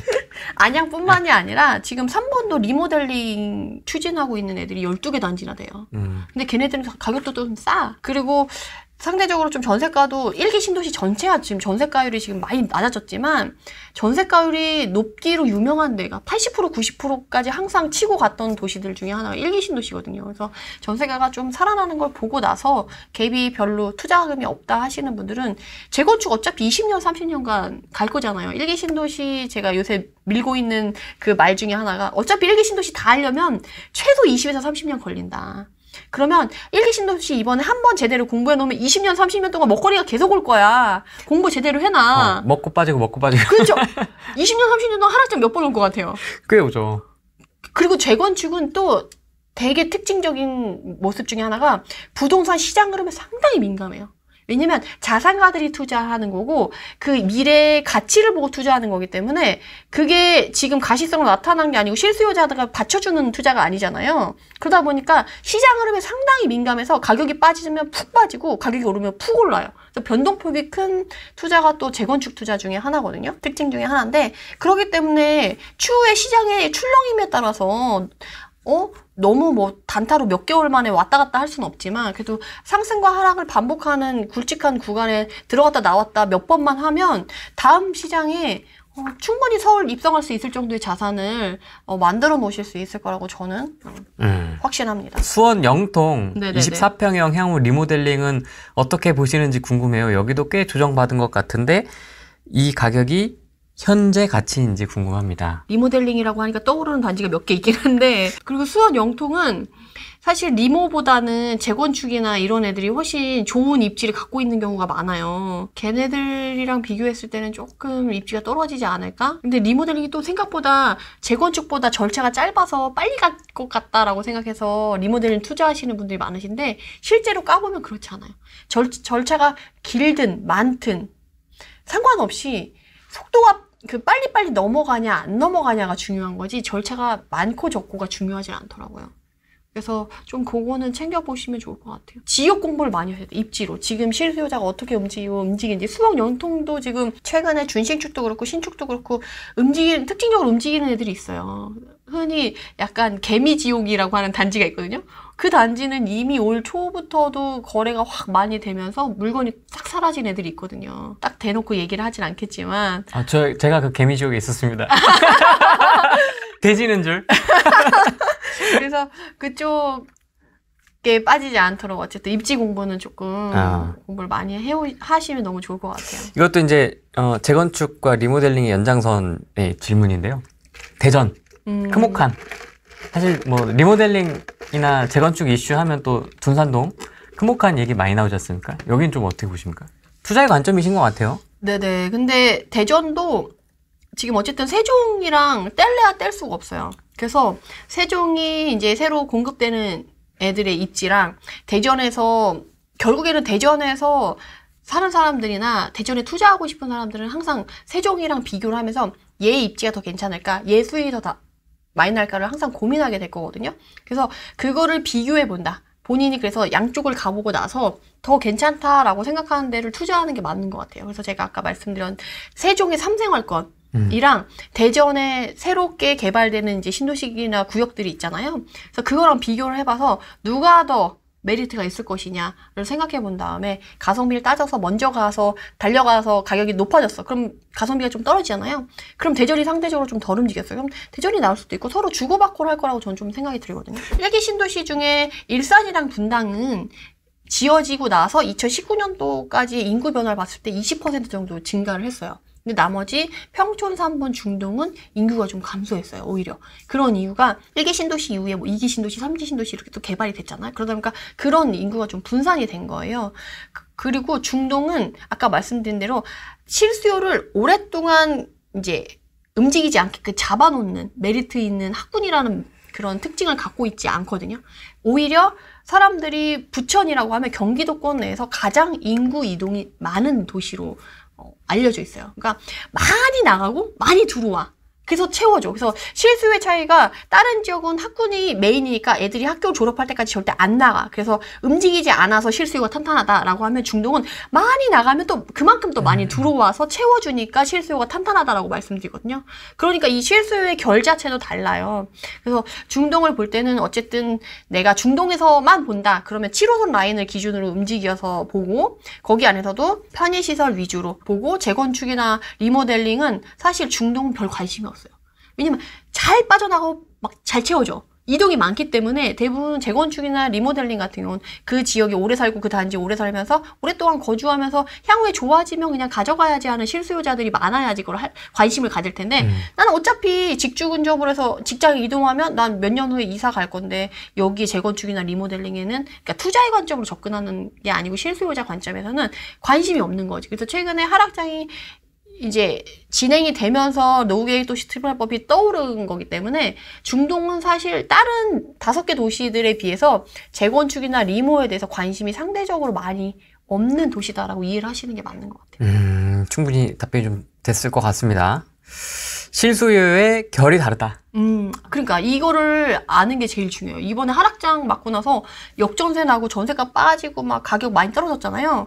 실수요에 대해서 파악이 돼서 제대로 이제 준비가 됐냐 안 됐느냐는 바로 이 실수요 파악이 됐냐 안 됐느냐로 여러분들이 지금 천당과 지옥으로 오가고 있거든요.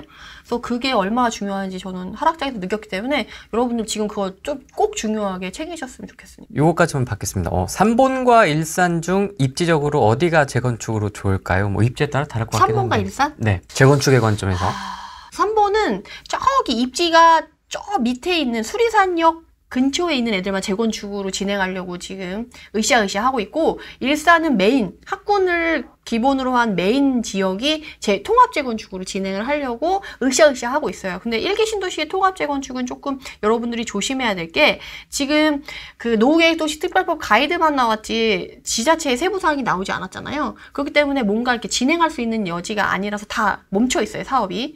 근데도 불구하고 지금 현 상황은 통합 재건축을 할 거야 라고 하는 정도는 어느 정도냐면, 원래는 추진위원회가 생겨서 거기 있는 사람들이 서로 이제 추후에 월급을 안 받을 걸 생각하고 이제 동의서를 거두면서 동의를 거둬서 사람들의 그 일정 이상 동의서가 모이면 이제 조합 설립을 해서 이런 식으로 단계를 가잖아요. 근데 지금은 추진위원회를 만들어서 뭔가를 으쌰으쌰 하기에도 시기가 애매하기 때문에 추진위원회를 설립해서 뭔가를 했다라기보다는 그냥 아파트 단지 내에서 본인들의 이제 분당 같은 경우도 비싸잖아요. 집이 15억, 막 20억 하니까 자산에 진심이신 분들이란 말이에요. 그러다 보니까 그런 분들이 이제 입주자 대표회의에 어쨌든 조직이 되어 있으니까 그냥 입주자 대표회의에 있는 사람들이 동의서를 걷어가지고 우리는 통합재건축 하자라고 했을 때 동의를 해줘서 우리 통합재건축에 다 어느 정도 이상 동의했으니까 통합재건축에 갈 거야 라고 한 게 지금 통합재건축이에요.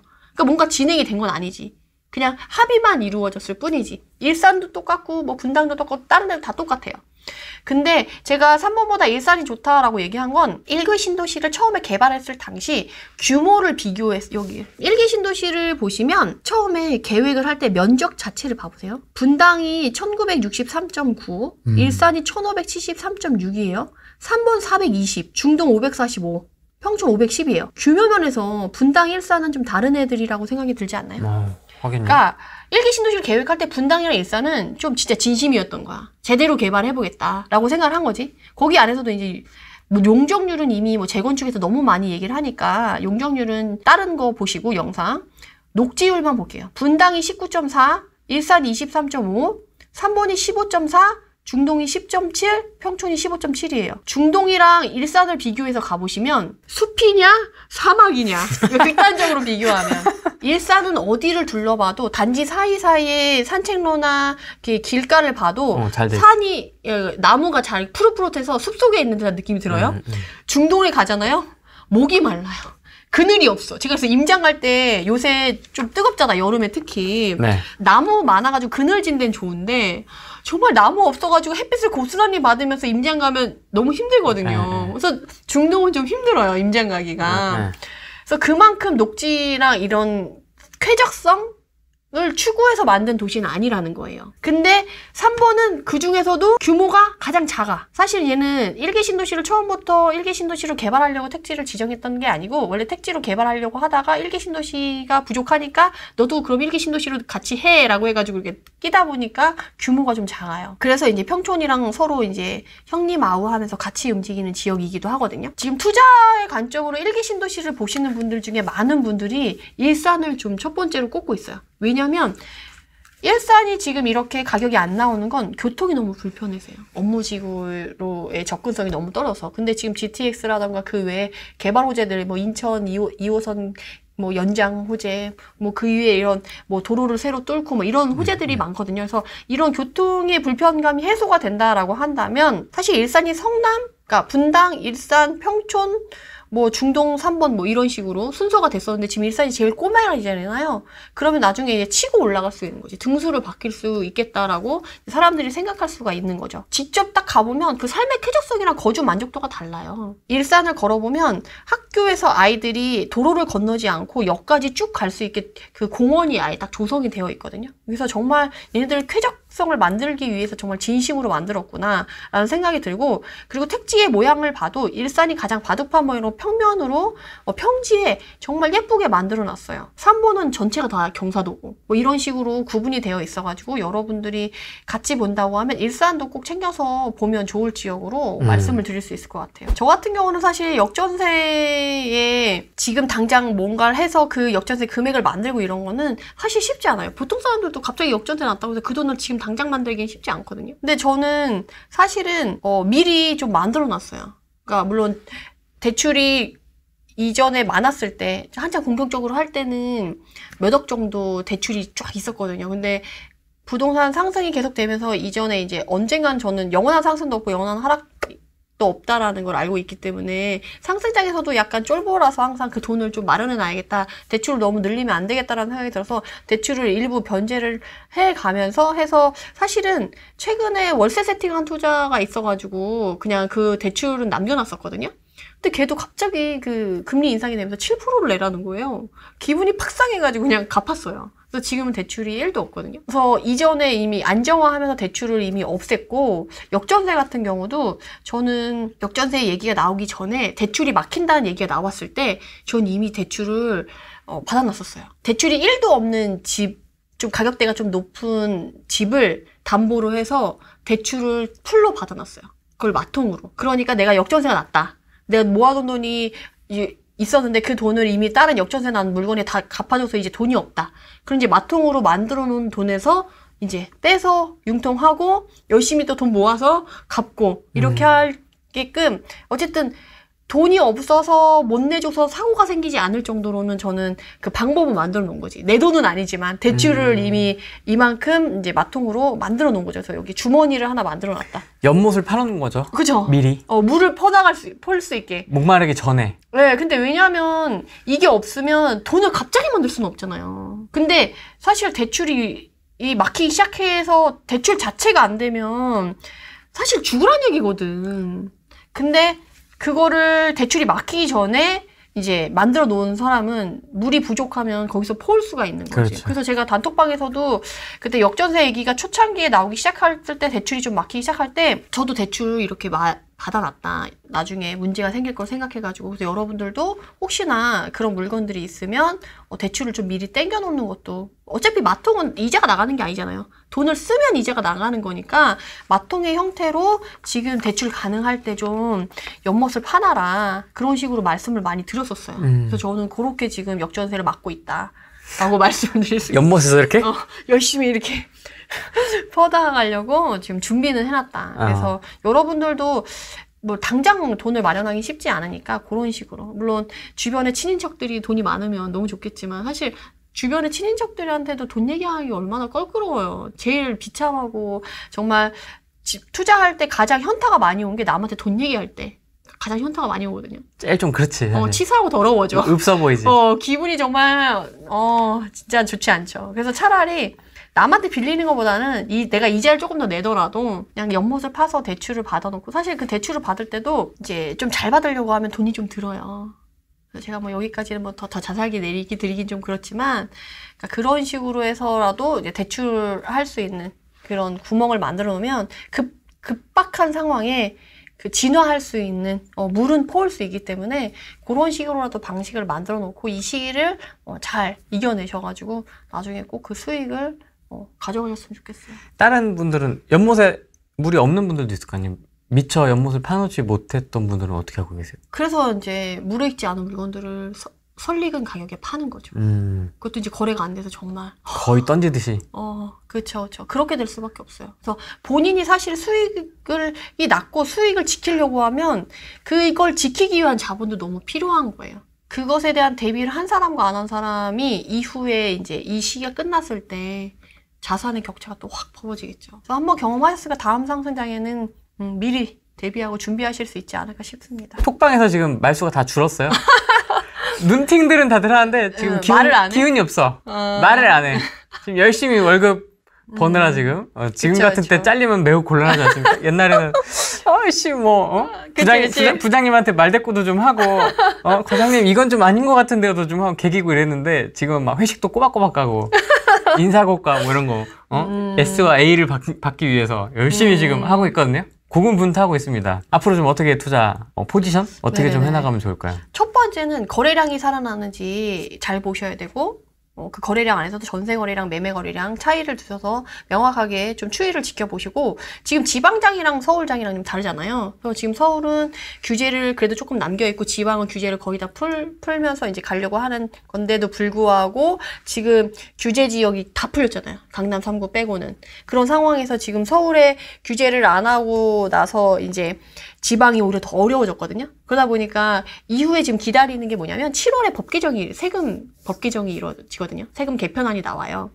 그러면 그거 나오면서 지금 지방이 힘들어지고 지금 지방에는 건설사는 더 힘들거든요. 그러다 보니까 미분양이 많이 나서 그러면 규제를 더 빨리 풀고 더 혜택을 먼저 주는 데가 지방이지 않을까라고 또 기대하시는 분들이 계세요. 그래서 향후에 제가 말씀드린 거 규제 완화 정도에서 그치는 게 아니라 활성화 정책이 언제 나오느냐. 그리고 지금 보시면 아시겠지만 갑자기 로또 청약이 하나 뜨거나 뭔가 괜찮은 메리트 있는 핀셋으로 뜨는 단지나 지역이 생기면 거기로 사람들이 쫙 몰려가거든요.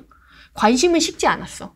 다만 몸을 사리고 있을 뿐이지. 그래서 우리가 갯벌에 가면 이제 개들이 막 널브러져 있다가 제가 딱 걸어가면 그 옆에 있는 수구멍으로 싹 숨어버리잖아요. 근데 내가 또 다 지나가고 나서 뒤돌아보면 개들이 어느새 나와서 맞아요. 막 돌아다녀요. 그것처럼 지금 사람들은 그런 심리예요. 언제든지 움직일 준비가 되어 있어. 용인이 뜬다더라. 막 동탄 이번에 최근에 삼성 그 반세권 뜨자마자 막 너도 나도 몰려가고 막. 반세권이라고 하는군요. 요새는 반도시래. 반도체 그 권을 반세권이라고 부르더라고요. 그래가지고 막 그렇게 움직이는 것처럼 지금 사람들이 그 귀는 항상 열어놓고 있어요. 맞습니다. 속도가 엄청 빨라질 거예요. 그래서 미리 본인이 준비를 하고 계셔야 돼. 그래서 그 추이를 보면서 가야 되는데 만약에 수도권을 계속 규제하고 냅둔 상태에서 지방의 규제 완화를 하고 심지어 활성화 정책을 이쪽에 쫙 뿌려줬어. 그러면 상대적으로 덜 움직였던 서울 수도권보다 덜 움직였던 지방 중에 아까 괜찮아지는 회복 탄력성이 좋은 늦게 움직였었던 애들 있잖아요. 그런 애들이 그러면 좋아질 수 있을 거란 말이에요. 그러면 그 분위기를 타면서 내가 서울 수도권이 더 빠졌어. 메리트 있는 애들이 더 생겼어. 그러면 수도권으로 가고 지방에 완전 혜택을 퍼부어줘. 심지어 예를 들면 뭐 이건 제 바람이긴 하지만 우리가 전에 양도세 양도세 감면 혜택이 터지고 나서 줍줍을 하기 시작하면서 우리가 2012년에서 14년 넘어갈 때 반등을 하면서 투자자들이 이제 본격적으로 활동을 하기 시작했거든요. 만약에 서울은 규제하고 지방 미분양 주택이나 지방의 그런 1가구 1주택자들의 가진 집에 한해서 양도세 감면을 해주겠다. 라는 정책, 활성화 정책을 떴다고 생각을 해보세요. 지방 가시겠어요? 안 가시겠어요? 갈 것 같은데? 그럼 지방 가야지. 그러니까 앞으로 추이를 보면서 그런 내가 유리할 거를 취사 선택하면서 가면 될 것 같아요. 다만 거래량이 살아나는지는 기본적으로 봐야 돼요. 왜냐면 내가 샀어. 근데 팔아야 되잖아요. 팔 수 있어야 되잖아요. 언제든지 뭐 역전세가 나거나 이제 변수가 생겨서 위험이 있을 수 있으니까 그 위험에 닥치지 않게 내가 언제라도 팔 수는 있는지 거래량을 확인한 상태에서 이런 활성화 정책에 따라서 내가 이득이 생기는 부분이 생기면 그냥 그쪽으로 가면 돼요. 한마디로 돈 된다, 수익이 난다 생각하면 열심히 찾아가시면 되거든요. 지금 부동산 시장이 죽어있지만 돈의 길은 언제든지 물밑에서 흘러가고 있고 그 돈의 길을 찾아서 여러분들이 가시면 될 것 같아요. 무주택자는요? 무주택자는 지금 제가 아까 두 개 고민하라고 했잖아요. 내가 사고 나서 떨어지는 게 더 타격이 클 건지 아니면 내가 못 샀는데 가격이 오르는 게 더 타격이 클 건지를 생각해서 결정을 한 다음에 본인이 이제 그 지역의 관심 지역에 공부를 하다가 모니터링 하다가 내가 움직일 수 있는 가시권 안에 들어왔다. 그러면 실행하셔야지. 로또를 사야 당첨될 수 있는 것처럼. 무주택자는 어쨌든 뭔가 계약을 해야 뭔가 오르든지 떨어지든지 뭐 대득해 바운스는 아니고 뭔가가 있을 거 아니에요. 고민만 하면 그런 거 1도 필요 없어. 그래서 우선은 무주택자는 그렇게 하셔야 될 것 같고. 네, 또 갈아타기도 있습니다. 네, 갈아타기 준비하실 분들은 지금 현장에 나가면 제일 많이 나오는 게 갈아타기 하실 분들이 그렇게 문의를 많이 하신대. 지금 질문도 거의 갈아타기가 되게 많더라고요. 이렇게 라이브 하다 보면. 네네. 근데 문제는 뭐냐면 본인 집이 안 팔려서 못 움직이겠다는 거예요. 문의만 많아. 맞아요. 거래는 안 한대. 물어보기만 한대. 그래서 갈아타기 하실 분도 결국에는 무주택자랑 결국 선택권이 똑같아지는 거야. 내가 갈아타기 할 때도 무주택자인 것처럼 이거를 안 팔고 전세 놓고 갔을 때 추가로 드는 금액 있잖아요. 이걸 내가 대출을 받아서, 그러니까 물론 연끌 이런 거 말고 내가 아까 말한 대로 대출 없이 그냥 생활비를 아껴 쓰는 것보다는 대출 이시 생활비를 아껴 쓰는 게 자산을 읽어나가는데 조금 더 도움이 되니까 그 정도 수준에서 옮길 수 있는 갈아타기 조금 더 상급지로 옮기려고 했을 때 지금 사고 나서 떨어질 게 걱정되는지 아니면 안 사고 있었는데 가격이 올라서 못 산 거에 더 타격이 더 클지를 고민하셔가지고 그 두 가지를 결정하신 다음에 내가 대출을 더 조금 지금 안정적으로 고정금리로 좀 싸게 특례보금자리론이 갈아타기도 되니까 거기에 적용해서 그걸 활용할 건지 그리고 지역에 따라 지금 분당 같은 경우는 핵심 지역은 올라가고 있고 아닌 지역은 또 아니잖아요. 그래서 지금 아까 다 못 보여드렸었는데 네. 안양 동안구 있는 같은 경우 지금 1위가 평촌 어바인 아까 1개 신도시 안에 들어있지 않지만 호계동에 있어서 신축이면서 가격이 많이 떨어진 단지 중에 하나가 평촌 어바인이고 아까 우리가 말씀드린 인덕원 생활권에 있는 푸른마을 인덕원 대우 그리고 아까 평북 지역 위쪽에 비산동이라고 있거든요. 거기에 이제 모든 지역으로의 이동이 편리한 비산 삼성 레미안이라는 굳건한 구축 단지가 하나 있어요. 실수요가 엄청 탄탄한. 그래서 이런 3개의 단지가 지금 거래가 많이 되잖아요. 네. 분당이랑 어때요? 차이가 있죠? 네.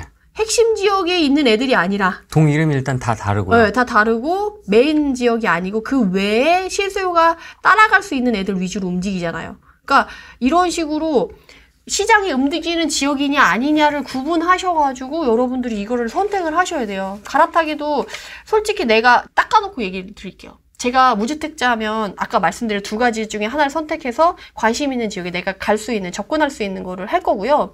갈아타기 같은 경우는 지금 특례보금자리론을 이용할 수 있고 내가 직장이 탄탄해, 잘릴 것 같진 않아. 그리고 뭐 대출을 어느 정도 받았을 때 뭐 마트 몇 번 안 가는 정도의 대출 이자는 충분히 감당할 수 있는 정도야. 특히 제가 공무원분들이나 탄탄하신 분들은 2008년 금융위기 왔을 때 금융위기가 왔나 안 갔나 느낌이 없게 지나가신 분들도 많거든요. 솔직히 그런 분들도 꽤 되세요. 그래서 그런 분들 같은 경우는 저 같으면 대출을 조금 일으켜서 그거를 생활비를 허리띠 촐라매서 지금 시기에 대출을 갚아가면서 그 대출을 갚는 것만큼 자산이 늘어나는 걸로 해서 저는 지금 기존에 갖고 있던 집이 헐카페밖에 안 팔려. 그럼 이거 안 팔고 그냥 전세에 놓고 이걸 팔지 않고 이사를 갈 경우 추가로 받아야 되는 대출을 받아가지고 저는 그 대출 갚아가면서 자산을 일구는 걸로 저는 활용할 것 같아요. 지금이니까 싸게 살 수 있지. 시장에 조금만 불 붙잖아요? 싸게 못 사요. 송파도 지금 2개월 만에 3억이 올랐어요. 깜짝 놀랐어요. 저력 있는 애들은, 가치 있는 애들은 억 단위로 오르고 떨어질 때는 한두 건만 싸게 정말 급한 사람만 팔고 아니면 물건이 나오지도 않아요. 내가 저점에 살 수 있다는 희망? 어려워요. 돈 있는 사람들은 그냥 버티지 안 팔거든요. 진짜 급한 사람. 변수가 생각해서 어쩔 수 없이 한두 개씩 나오는 눈먼 물건. 그걸 갖고 싶다. 그러면 부동산에 쫙 본인 번호를 깔아놔야지. 그물망처럼. 그래서 모든 사장님한테 내가 1순위가 될 수 있게 얘기해요. 나 이 가격이면 무조건 산다. 제일 먼저 얘기해달라. 그래서 그런 물건을 가져올 수 있는 그런 상황을 만들어 놓고 이쁜이? 그쵸. 이쁜이가 돼야죠. 부동산 사장님들한테 이쁜이는 제일 먼저 별말 없이 계약금 바로 쏠 사람이 예쁜이지. 연락 와서 이제 살 거냐고 물어봤는데 또 조금 좀 생각해볼게요. 그럼 날아가는 거야. 그럼 이제 다음 순위도 없어. 다음 타자 아니고 이제 순위에서 아예 제외. 그러니까 본인이 준비를 어떻게 하느냐에 따라서 달라질 수밖에 없는 것 같아요. 지금 시장은. 뭐 임장 열심히 다니고 계시고 앞으로의 어떤 포트폴리오 구성이라든지 투자 계획 어떻게 되십니까? 전 거래량만 살아나면 경매하려고요. 참, 지난번에도 말씀하셨지만은 하반기에 이제 경매에 조금 더 집중하겠다고 네네네. 말씀을 하셨었죠. 지금 아직 거래량이 이렇게 썩 마음에 들긴 살아나지 않았거든요. 그래서 하반기에 거래량이 좀 살아나고 특히 매매 거래량 아니더라도 전세 거래량이라도 좀 살아난다라고 한다면 입지 좋고 정말 싼 애들 있잖아요. 그 실수요 탄탄한. 그러니까 지방에서도 입지 좋은 애들은 거래되거든요. 그런 애들 위주로 저는 거래량만 조금 더 살아나면 경매에 치중할 생각입니다. 경매 플러스 아까 말씀하셨던 강조 포인트, 일개 신도시라든지 뭐 이렇게 또 결합을 하시겠네요. 그쵸. 또 요번에 또 종부세도 상향됐잖아요. 9억으로. 네. 그래서 여유가 좀 생겼어요. 이전에 비해서. 막 옛날에 이제 6억까지만 됐던 사람들은 뭐 9억까지는 뭐 얼마까지는 여유를 가지고 이 정도 종부세는 낼 수 있어라고 하는 부분이 있었잖아요. 근데 거기서 3억이 늘었기 때문에 그만큼 더 여유가 생겼잖아요. 좀 더 담아도? 조금 더 담을 수 있는 거지. 그러고 보니까 사실 최근에 제가 그 법인 종부세 분할 납부를 신청했는데 또 분할 납부하고 나서 지금 현타가 왔거든요. 왜요? 종부세가 12월에 나오잖아요. 그 일정 금액 이상인 사람은 나눠서 낼 수 있어요. 너는 너무 많이 내니까 좀 나눠서 내게 해줄게 라고 해가지고 그런 약간 혜택을 줘서 전 나눠서 냈거든요. 그래서 12월에 한 번, 6월 달에 한 번 이렇게. 이게 텀이 6개월이나 되네. 이자 안 붙이고 하는데 정말 사기인 건 하루라도 늦으면 이자율이 가산세? 가산세가 어마어마. 충격받아가지고. 그건 금액이 커서 그런 거 아닙니까? 그러니까 금액도 크고 가산세 비율도 높고 막 이러니까 이거 하루라도 늦으면 지금 충격인데? 라고 해가지고 미리 냈어요. 무서워서. 제가 원래 세금 먼저 안 내거든요. 열받아가지고. 하루라도 이자를. 최대한 늦게. 최대한 그 마지노선에 맞춰서 이자를 조금이라도 덜 붙게 하겠다라는 그런 일념을 가지고 하는데 요번 종부세 가산세 너무 무서워가지고 좀 빨리 냈어요. 10억씩이나 내니까 그렇죠. 10억까지는 아니고. 엄청 오랜만에 인터뷰 하시는데 저희 후랭이TV 시청자분들에게 하고 싶었던 이야기 뭐 있을 것 같은데요? 오랜만에 나오셔가지고. 맞아요. 저도 사실 다주택자로서 너무 마음이 힘들었어요.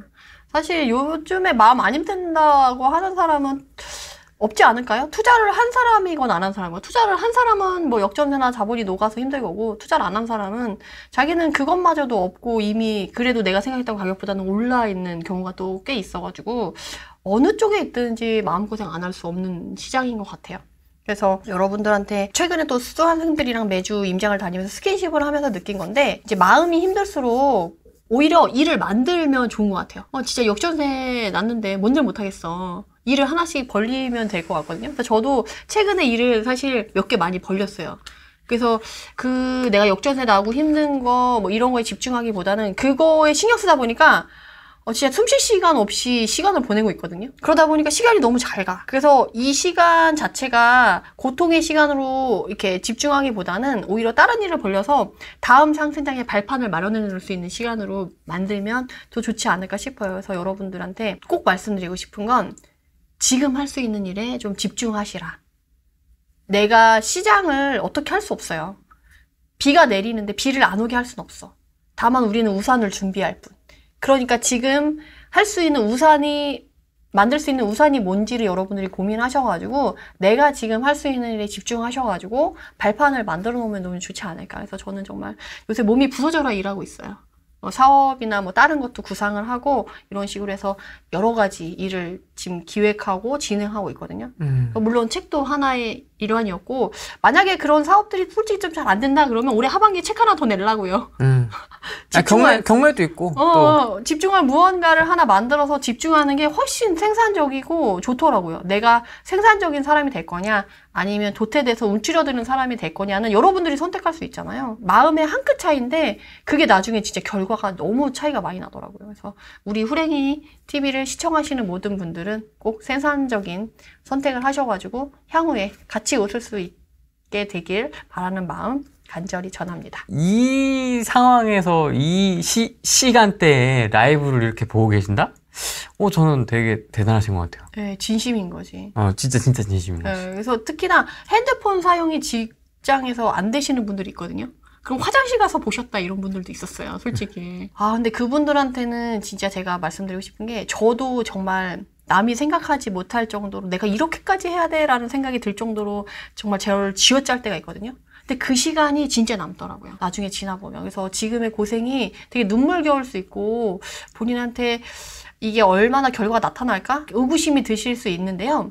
제가 지나보고 나니까 이제 부동산도 저점을 미리 알 수 없잖아요. 지나보고 나서 저게 저점이었네 알 수 있는 것처럼 네. 나중에 내가 노력했던 것들의 결과가 나타나고 지나봐서야 그때 결과가 나타났구나를 알 수가 있어요. 그래서 내가 사실 지금 노력을 들이고 나서는 다음 달에 결과를 보고 싶지, 수익을 보고 싶지. 근데 그 결과가 나타나지 않더라도 향후에 내가 원하는 시기가 아닌 더 늦은 시간에 충분히 나타날 수 있거든요. 그래서 지금 제가 또 많이 말씀드리는 게 가까이 있는 이득은 상당히 크게 보여요. 근데 멀리 있는 이득은 더 큰데도 불구하고 되게 작아 보여요. 저는 아직 안 떨어진 나감?